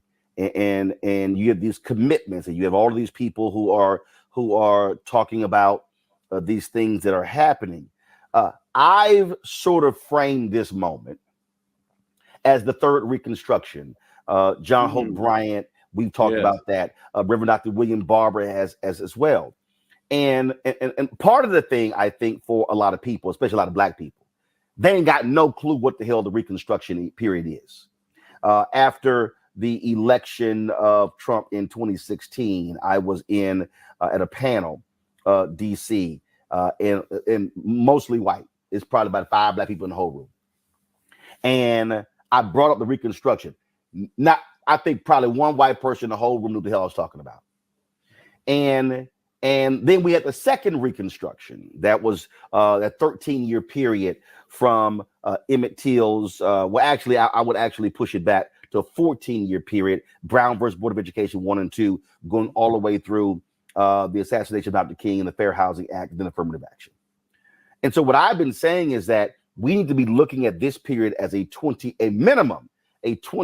period, a Reconstruction period, which now means post George Floyd, we're only 2 years into the 20, which means that we, as African-American professionals, cannot, to your point, Randall, allow this moment to sort of dissipate. That's right.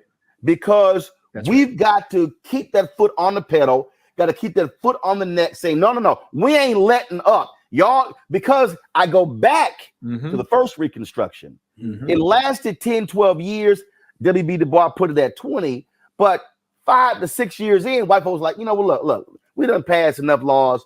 Look, we fine. Okay, can we move on to something else? And then it began to wane. And then, of course, by the Great Compromise of 1877, we saw what happened. That's what we cannot do. This actually is the moment. That's right. That we have to actually get people to understand, if you cannot maximize this moment, you Black in corporate America, you will not have another moment in your career. That's exactly right. This is it. Dr. Robinson. Yeah. Yeah. No, you said it. And I know I've been saying this is in the book and that's in the book, but we get to a similar point and break down, 6 different ways in which you can leverage the moment. Talking about how you're connecting, your corporations and organizations and social sector organizations to our community, to the community in the diaspora, through the supplier diversity type of programs. Again, we tick off all these different ways. And if we don't, those who are in the room when those decisions are being made, if we don't bring those things up, who else is going to do it? Yeah. Who else is going to do it? Yeah. That's so, right. This is the time.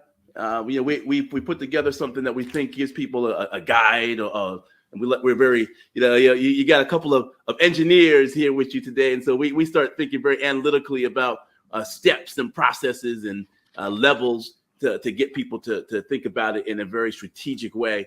But however people get to it, what we're trying to encourage is a consciousness for as you get to those places at the higher parts of the organization, no matter what that is, and how you should act and think about some of those different aspects we've been saying here today. Yeah, it is, and look, I get, and I hear all the time people like, yeah, Ro, man, we can't all be like you. I'm not asking you to be like me, but what I'm right, but what I'm actually asking you to do is to understand that you cannot view your position in a company solely through the prism of you. You cannot be that selfish where it's only about you and your check and your money. Yes, you have a responsibility to do your job and to do it well. Yes, you have a responsibility to increase shareholder value. I had this conversation this week about Macy's and all the positive press of them putting these dresses out and clothing in sorority colors. And I said, the sister who works there, who's gotten credit for that, she's a Zeta. I said, she's a buyer on the dress side. She's doing her job. I said, but it doesn't mean that we also, while praising that, driving $10 million or more in revenue to Macy's, aren't also challenging them on what's your black-owned media spend. How are you? What other black vendors are you using? That's right. You're buying racks and coat hangers. Are any black-owned companies doing that? Again, you're putting on in-store displays. Are you using black event planning companies, black catering companies? What I am arguing is that we've got to have black folks who are within these spaces, whether we're talking about, and the same goes to corporate America, the federal government or state government or county government or city government, because you also have contracting. I mean, on the federal level, $560 billion being spent every year on contracts. Black people getting 1.67%. So you got to be in a federal agency, or you got to be a CBC member, or you got to be in the White House saying, hey, hold up. How are we spending $560 billion a year in federal contracts and black-owned companies are getting 1.67%? Mm-hmm. Why black-owned media getting 1% of the $1 billion in contracts?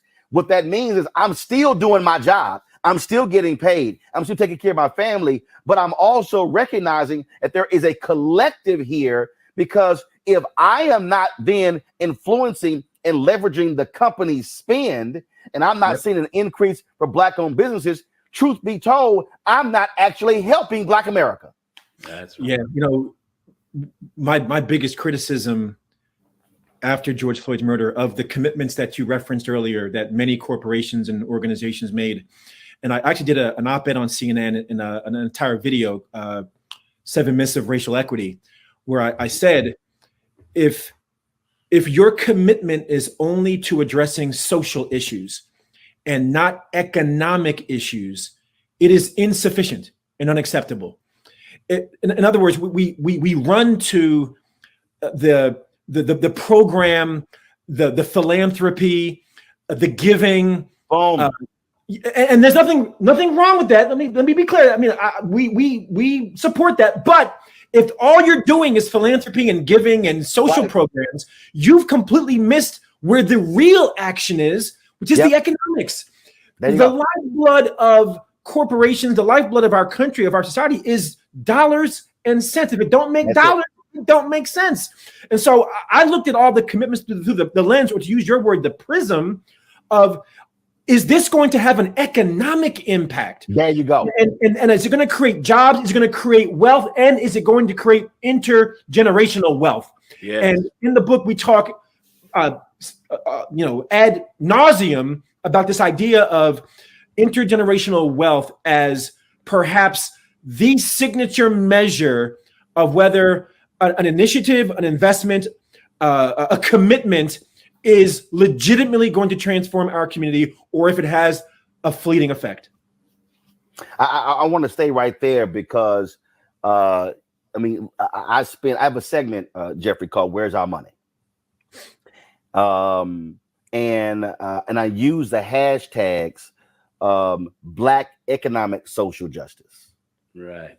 Mm-hmm. And I say use the hashtag "Where's Our Money?" But then I use the hashtag "I'm not satisfied." Mm-hmm. And "I'm not satisfied" comes from the movie Malcolm X. So that scene when Brother Johnson had been beaten by the cops, and then Malcolm X, played by Denzel, demands that they call the ambulance so he can get treatment. So the ambulance arrives and they take Brother Johnson to the hospital. And then a white cop comes up to Denzel and says, "All right, you got what you want. You can leave now." He goes, "No, I'm not satisfied." And then he says, "On to the hospital." Right.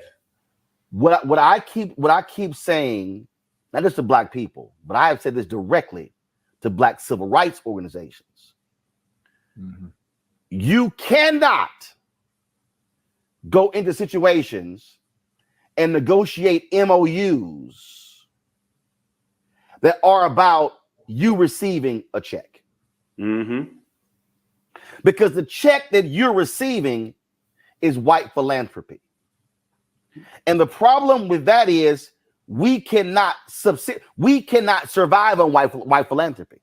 Right. Because if I start breaking down numbers, if you are a company and you got a market cap of $250 billion, and then you are saying, we're going to provide $2 million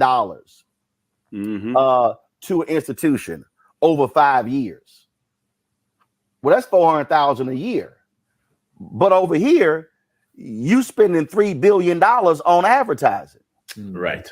In fact, I broke this down. And so the Urban League announced this initiative with Pepsi, where they were going to stand up Black-owned restaurants. Their foundation, 5 years, $10 million in grants. As you said, Randall, totally supported. Right. Then they have this initiative where they wanted to drive $100 million in receipts to Black-owned restaurants over 5 years. Now, part of the problem is that they got no way of actually measuring that as to what is like, are you using a promo code or something? So how do we know that your commercials and spots are actually responsible for those receipts? That came from every one of the Black people who own their own advisory committee. But then I began to break it down. I said, so y'all, we ran the numbers. I said, Pepsi spends $3 billion a year on advertising. I said, if Black-owned media, I said, if we got 5%, just 5% of the $3 billion spend, I said, that completely dwarfs that $10 million That's right. commitment over 5 years to the Urban League, and then even $100 million over 5 years for the Black-owned restaurants. I said, so now what does that now look like when we're getting contracts? Mm-hmm. See, philanthropy, that's it right here. Contracts are here. Now, all of a sudden, if we're now getting annually $750 million, $500 million in contracts, we can buy our own damn tables. You're right. And that's how I'm trying to get a lot of these brothers and sisters who are in these companies to think like, don't get hyped because the company made a $5 million commitment when they could literally use Black-owned companies and drive $500 million annually into these companies, which impacts hiring. So now all of a sudden we're lowering the black unemployment rate because we're likely to hire those who are our own. Then, like in my case, I'm using black vendors, black lighting, black set designer, black. So all of a sudden, my capital, my revenue increases. I'm not using other black vendors, so I'm now circulating that dollar. That's how getting. But see, a lot of people go, "Damn, I never thought about it like that," because they're caught up in the hype of the philanthropy. Yeah, yeah, those $5 and $10 million commitments that I've seen, you know, the drops in the bucket. You know, let's get 10, 15, 20% of that spend on these different categories or more going towards black and brown businesses. It is one of the challenges. No, I ain't got no. I want to go to black businesses. Understood. Here's my whole deal. If you want to fight for brown, knock yourself out. I've literally been in meetings and I was like, yo, roll here for black people. I understand where you're coming from. You know where I'm coming from too. I got you. Roll here for black people. My point is that it's all about philanthropy versus the where the real dollars are. Let's get into some of the contracting. You know, both Dr. Pinkett and I work with National Minority Supplier Development Council, various programs, and the commitments that are made within organizations along those lines are all in the contracting side. Fine, sponsor the program or the training initiative or things along those lines. That's great. That does capacity building. But once we have our businesses ready and on to that next level, now let's open up the floodgates on those contracts, because that's where we make a difference. That's where the generational wealth can be developed. There you go. That's where the jobs can be created. That's where we start to be able to take better control of things happening in our community. That's right. And if you one of those, see, this is the other thing. And if you one of those black folks who are in one of these corporate positions, guess what? You now are also creating other places for you to get hired. Yeah. See, that's the other deal. When all of a sudden we are leveraging your position in these places. If you decide to retire at 55 or 58, and guess what? You're not the CEO or the CEO of the company, but guess what? You may transition to this black-owned company that's right, doing 100 million, 200, 300 million in revenue, and you now can grow that company. So now there's a place for you to land. Right now, and this is pre-COVID, I said it, you got 2.6 million black-owned businesses in America, 2.5 million got one employee. That's right. So it's really only 95% of all black-owned businesses doing less 5 million revenue or less. So the part of the problem is, and y'all talk about David Stewart, Kathy Hughes, Bob Johnson was at BET. The reality is those are unicorns for black people, because the fact of the matter is we have few black businesses with capacity. And so these black faces in these white places have an opportunity to, drive those contracts in dollars and revenue. And now all of a sudden you're building black capacity, which could be very well the places that you could transition to run. Yeah, I want to echo and elaborate on this important point. I remember one of my mentors, Bob Blackwell, who at the time was running, I think, the 50th largest black-owned business in the country, Blackwell Consulting Services out of Chicago. But Bob said to me, he said, I don't understand why some of these black corporate executives don't hire me, because I'm the first person they call when they get let go. Come on, no. Boom. And let me tell you something. I want to say this with pride, because of Bob's mentorship and because of his investment, what people perhaps don't know is that Dr. Robinson and I have been business partners for 30 years. We have two other partners, Lawrence and Dallas. We started when we were in college, and we've been together now for 30 years in business. And we now run, last time Black Enterprise ran their top 100, we sat at number 92 on the list. Number 90, and we're moving up. Let me tell you right now, we're moving up. They got to put that next one out. We'll probably be around 70 or 60 or so. But my point is this, is we started early because the seeds of entrepreneurship were planted in us at a very young age. And so the other piece of the mindset of the corporate executive who's missing the opportunity to invest in Black businesses needs to be juxtaposed against the message to our young people that you can and should consider entrepreneurship as your path. Interestingly, the number one predictor of whether you will own a business is not your race, your income, your education, your geography, or your nationality. It's if your parents owned a business. There you go. And so not only is wealth, can it be intergenerational? The mindset of an entrepreneur is intergenerational. The more entrepreneurs we create, the more entrepreneurs we will create, because that's the greatest predictor of being an entrepreneur and a business owner. And that's how we create more wealth. Yeah. And it's just, this is it's amazing. You know, we keep going back to, both of you have used this, I've used this, and it is the word that too many people really just ignore. It is mindset.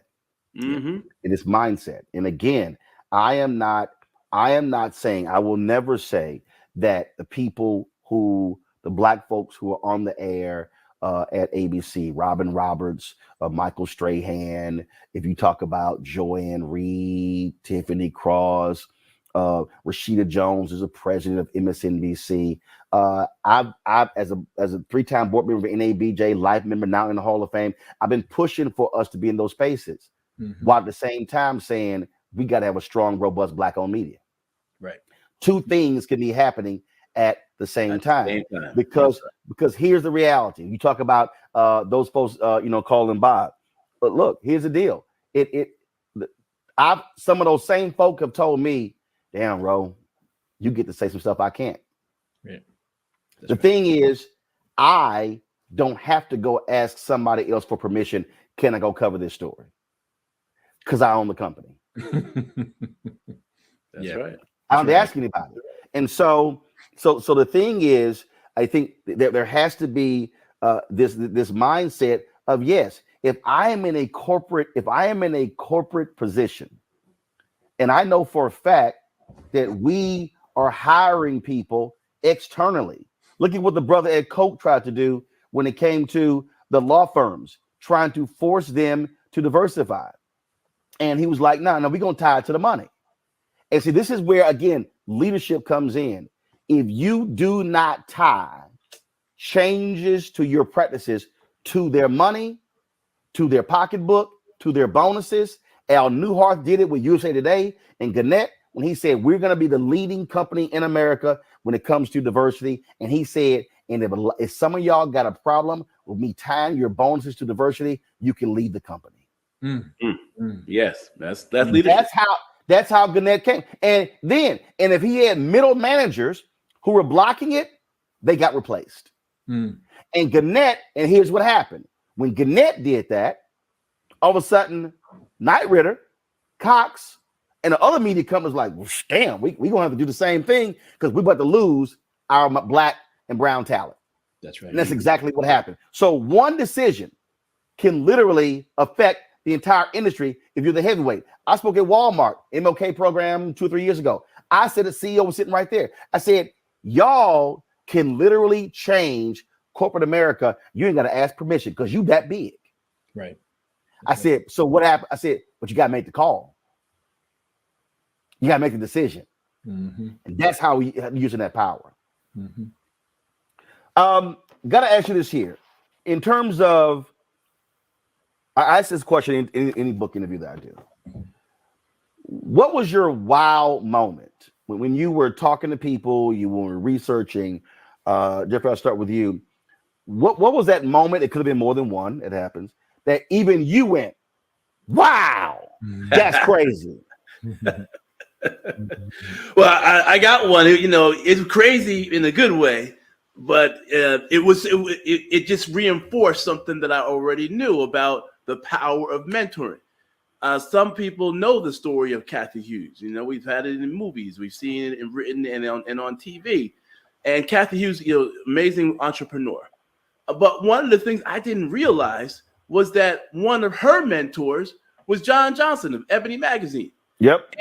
And how that relationship developed over time.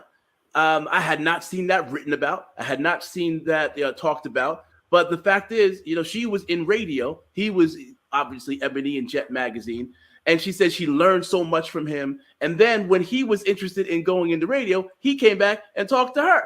And so it talked about how in our community, we need to make sure that this mentoring is going on, because the power of having a John Johnson talk to you and give you advice while you're developing your own empire is amazing. And she said, frankly, she learned some things about what not to do. She talked to us about how she wanted to make sure that she, as she passed on the business to the next generation, that it would have a long-lasting legacy, that it would move and change with the times. And again, we sort of know the story of Ebony and Jet, even though it's being reborn, that some of it has to do with not changing with the times. The business has to keep up with the technology. Mm-hmm. So that to me was a fantastic example of one of the themes that we talk about in the book. How to maximize mentoring. Now, see, it's funny you said that, because in Ed Lewis's book, he talks about how John H. Johnson wanted to destroy Essence, and he began to buy up the shares of some of the initial founders of Essence. He said they had to put a poison pill in play to stop John H. Johnson. And it was hilarious because when Essence got sold, Ed Lewis said the person/company that benefited the most financially from the sale of Essence wasn't him as a co-founder, it was John H. Johnson and Ebony. So, How about that? So I think John H. Johnson was mentoring Kathy because she wasn't in magazines. Well, that may be true. Well, I can continue the theme, because my wow moment piggybacks off this Black-owned media theme. We interviewed Kathy, and we also interviewed Bob Johnson, founder of BET. And I think we're the first book to tell the story that at one point, and you're probably aware of this, Roland, that at one point BET and Radio One attempted a merger. Yeah, you're the second book. Brett Pulley's book, the $1 billion bet, authorized biography of BET, talked about it. But go ahead. There you go. So it was not a story that I was familiar with, and we're proud to tell it. And to tell the story, I mean, they had all the legal paperwork drawn up.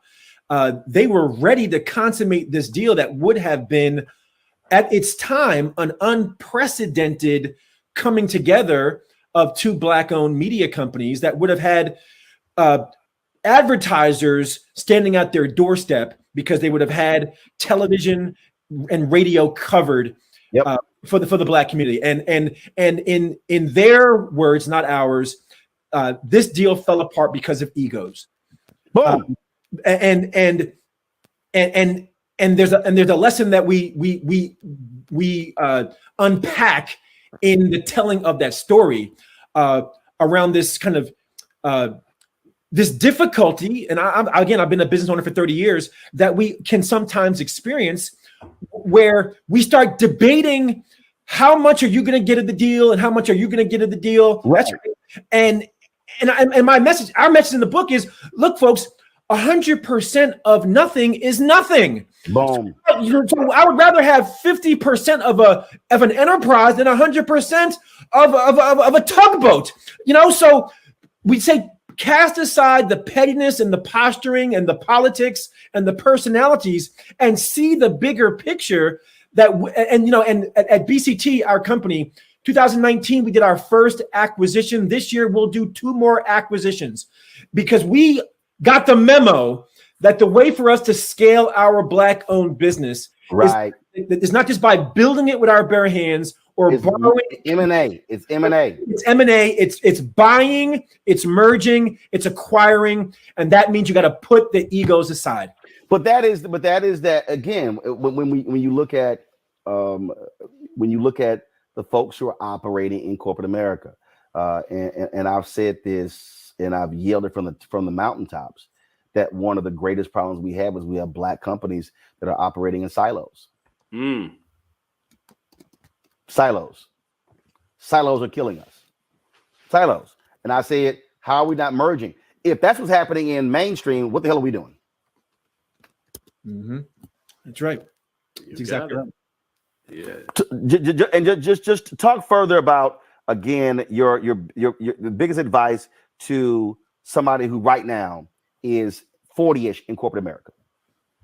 Yeah, I'll tell you, the first thing they need to do is to check out this concept in our book that talks about Randal mentioned it earlier, Ikigai, where it brings into alignment, where your skills. It's a self-assessment. Where are your skills? What are you passionate about? What can you get paid for? What does the world need? Because the self-assessment is important. Because if you're in corporate America and you're not happy, you got to make an assessment as to what are the things that are going to be happy, help you to be happy. So that will be a first step. And the second step that goes along with that is to really evaluate your networks, your mentors, your sponsors, the people who are in your life who are giving you advice and support career-wise. No matter what your path is going forward, whether you pivot out of corporate America, whether you stay within it, you're going to need to have robust networks and fantastic mentors and sponsors who are helping you guide your way. So those are things you've got to do if you're in that 40th category in the middle of your career. What do you also say? Okay, so what do you say to that person who is? Matter of fact, I'm just gonna give you a real life example. No, I'm gonna get you your perspective first, then I'm gonna give you my example. Mm-hmm. To that person, where the company has come to them and they've basically said, it's time for you to go. You've gone as high as you can go. Oh, let me start on that one there, because if they told you that, and it's sort of the handwriting's on the wall, and it's time to go. There's some packages you're going to get, right? You need to think about what you're going to do with that money, because sometimes the road ends on that path, but you got other paths and options. Some of them are going to be in the entrepreneurship realm. Sometimes you are able to now take that knowledge that you've developed over time, create your own company, go back and consult at the company where you were and 12 others. Why not? For some folks, this is a great time to change companies. Changing companies is not as hard as it used to be, especially when there are companies who are trying to diversify and they're looking for people who have your gifts and talents. Be willing to make a move. Now, for some of us, that means a geographical move too, which is sometimes a challenge because you get all these things happening and going on. But how do you evaluate those other opportunities? So, this is one of those times. You said it earlier, where these are possibilities. And please, again, do not discount the pivot into areas that will bring you joy. And will bring you some relief from some of the stress, where you have some more meaning, and that may be in the nonprofit, in the social sector. It may be in education. It may be in entrepreneurship, in your own business. Randal? That's invaluable. You can't live without that kind of stuff.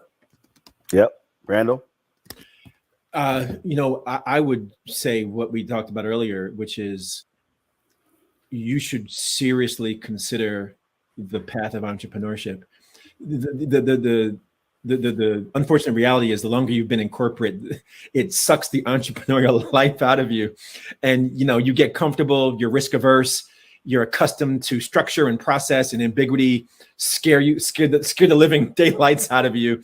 But I say entrepreneurship, or rather the entrepreneur's mindset, is the defining mindset of the 21st century.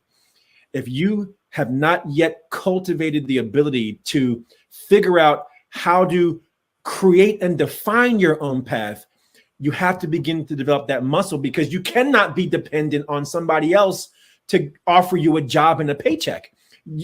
Increasingly, opportunity is finding itself in lots of different pockets: freelance work, part-time work, consulting work, and business ownership. And I would also consider that if at the end of the day, entrepreneurship is not your path, I understand that, then consider investing in Black-owned businesses, that you're still playing in the entrepreneurial realm without being the entrepreneur. That would be my advice.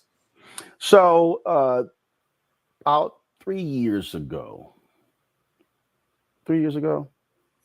Yeah, it was 19. It was 19. I spoke at a conference, and I was at a meeting with this sister, significant position in a major top tier Fortune 500 company. And she was frustrated. She was despondent. She was depressed because they pretty much were like, that's it for you. And she was just, she didn't know what to do. So we're sitting there, we're having lunch, and I'm asking her, hey, do you know these sisters or these? And she didn't know. Do you know these African Americans? I mentioned John Rogers and some others she didn't know. I said, I'm gonna introduce you to these people. And she was so locked into, her career. She really wasn't out networking and going outside of that major company circle. And when it came time for her to leave, I mean, again, she was depressed. She was freaking out. Oh my God, what's going to happen? My kid's in college, they're at Ivy League. I'm going to pay for this. And she was just losing it. And so we're sitting there in about 40 minutes into the lunch. I'm like, okay, so-and-so says to give him a call. She says, so what do you mean? I said, oh, I told you I was texting the person. She went, right now? I said, what the hell you think I was waiting on? And so I hit like 4 or 5 people in the moment. Now, mind you, I wouldn't get anything out of this. I was like, here's the whole deal. And so I had a couple more conversations with her. So then one day I get a phone call. I actually saw something, an announcement on LinkedIn. And I called to cuss her out. I said, oh, I couldn't get a phone call. Here's what happened.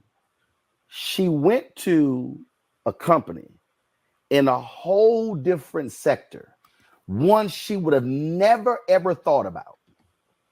Became the CMO, reporting directly to the president, CEO, I'm sorry, making double what she was making at her previous company. Yep. What I explained to her was you were selling yourself short. She kept thinking I should only rise within this company. Mm-hmm. I said, when you got to understand, boo, it's a whole bunch of companies out there. Mm-hmm. Your time in a company may end, but it doesn't mean that you've ended. And so she was so locked into them telling her that she wasn't worthy, if you will, that she was so depressed and despondent, she did not even realize I could take my skill set and go elsewhere.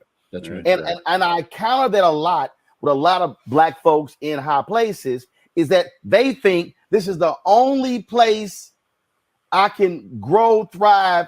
I'm going to come here, I'm retired. No, you may actually have to leave to get what you desire. Mm-hmm. And that, to me, I think is a huge mistake a lot of people make. They don't think beyond that company and realize the goal that I want to have, it may not be here. Yeah. And I hope your listeners are connecting these dots that, again, when we say that you think like an entrepreneur without being an entrepreneur, it's because entrepreneurs recognize that they have value and can create value.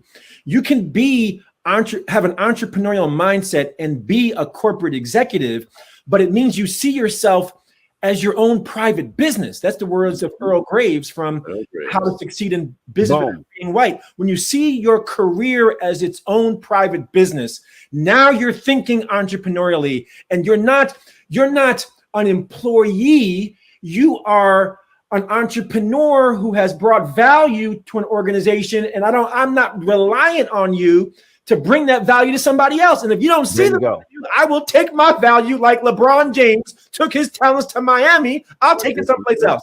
There you go. And that's exactly what I told her. And then she was totally blown away. I said, boo, if you don't believe in yourself, ain't nobody will. The book, Black Faces in High Places, 10 Strategic Actions for Black Professionals to Reach the Top and Stay There. Randal, Jeffrey, brothers, I appreciate it. Thank you so very much. And like I keep telling people, you just listen to alphas, it'll all be okay. Jess, thanks a lot. Thank you, brother. All right, take care. Thank you. All right, folks, that is it for us on today's show. We certainly hope you enjoyed it. I also hope you enjoy your Memorial Day weekend, your 3-day weekend. Please remember those who sacrificed for this country, especially black soldiers who did it in the face of Jim Crow and racism. As always, we always end our show on Fridays acknowledging those who contribute to our Bring the Funk fan club. But before I do that, don't forget, download the Black Star Network app. It's important for you to do so on all your devices: Android phone, Apple phone, Android TV, Apple TV, Roku, Amazon Fire TV, Samsung TV, as well as Xbox. And please, if you want to join our Bring the Funk fan club, remember, all dollars that you give goes to support this show, allows us to be able to travel, pay staff, to cover the news you think is important. And so do so. Your check and money orders can go to P.O. Box 57196. That's right, 57196, Washington, D.C.,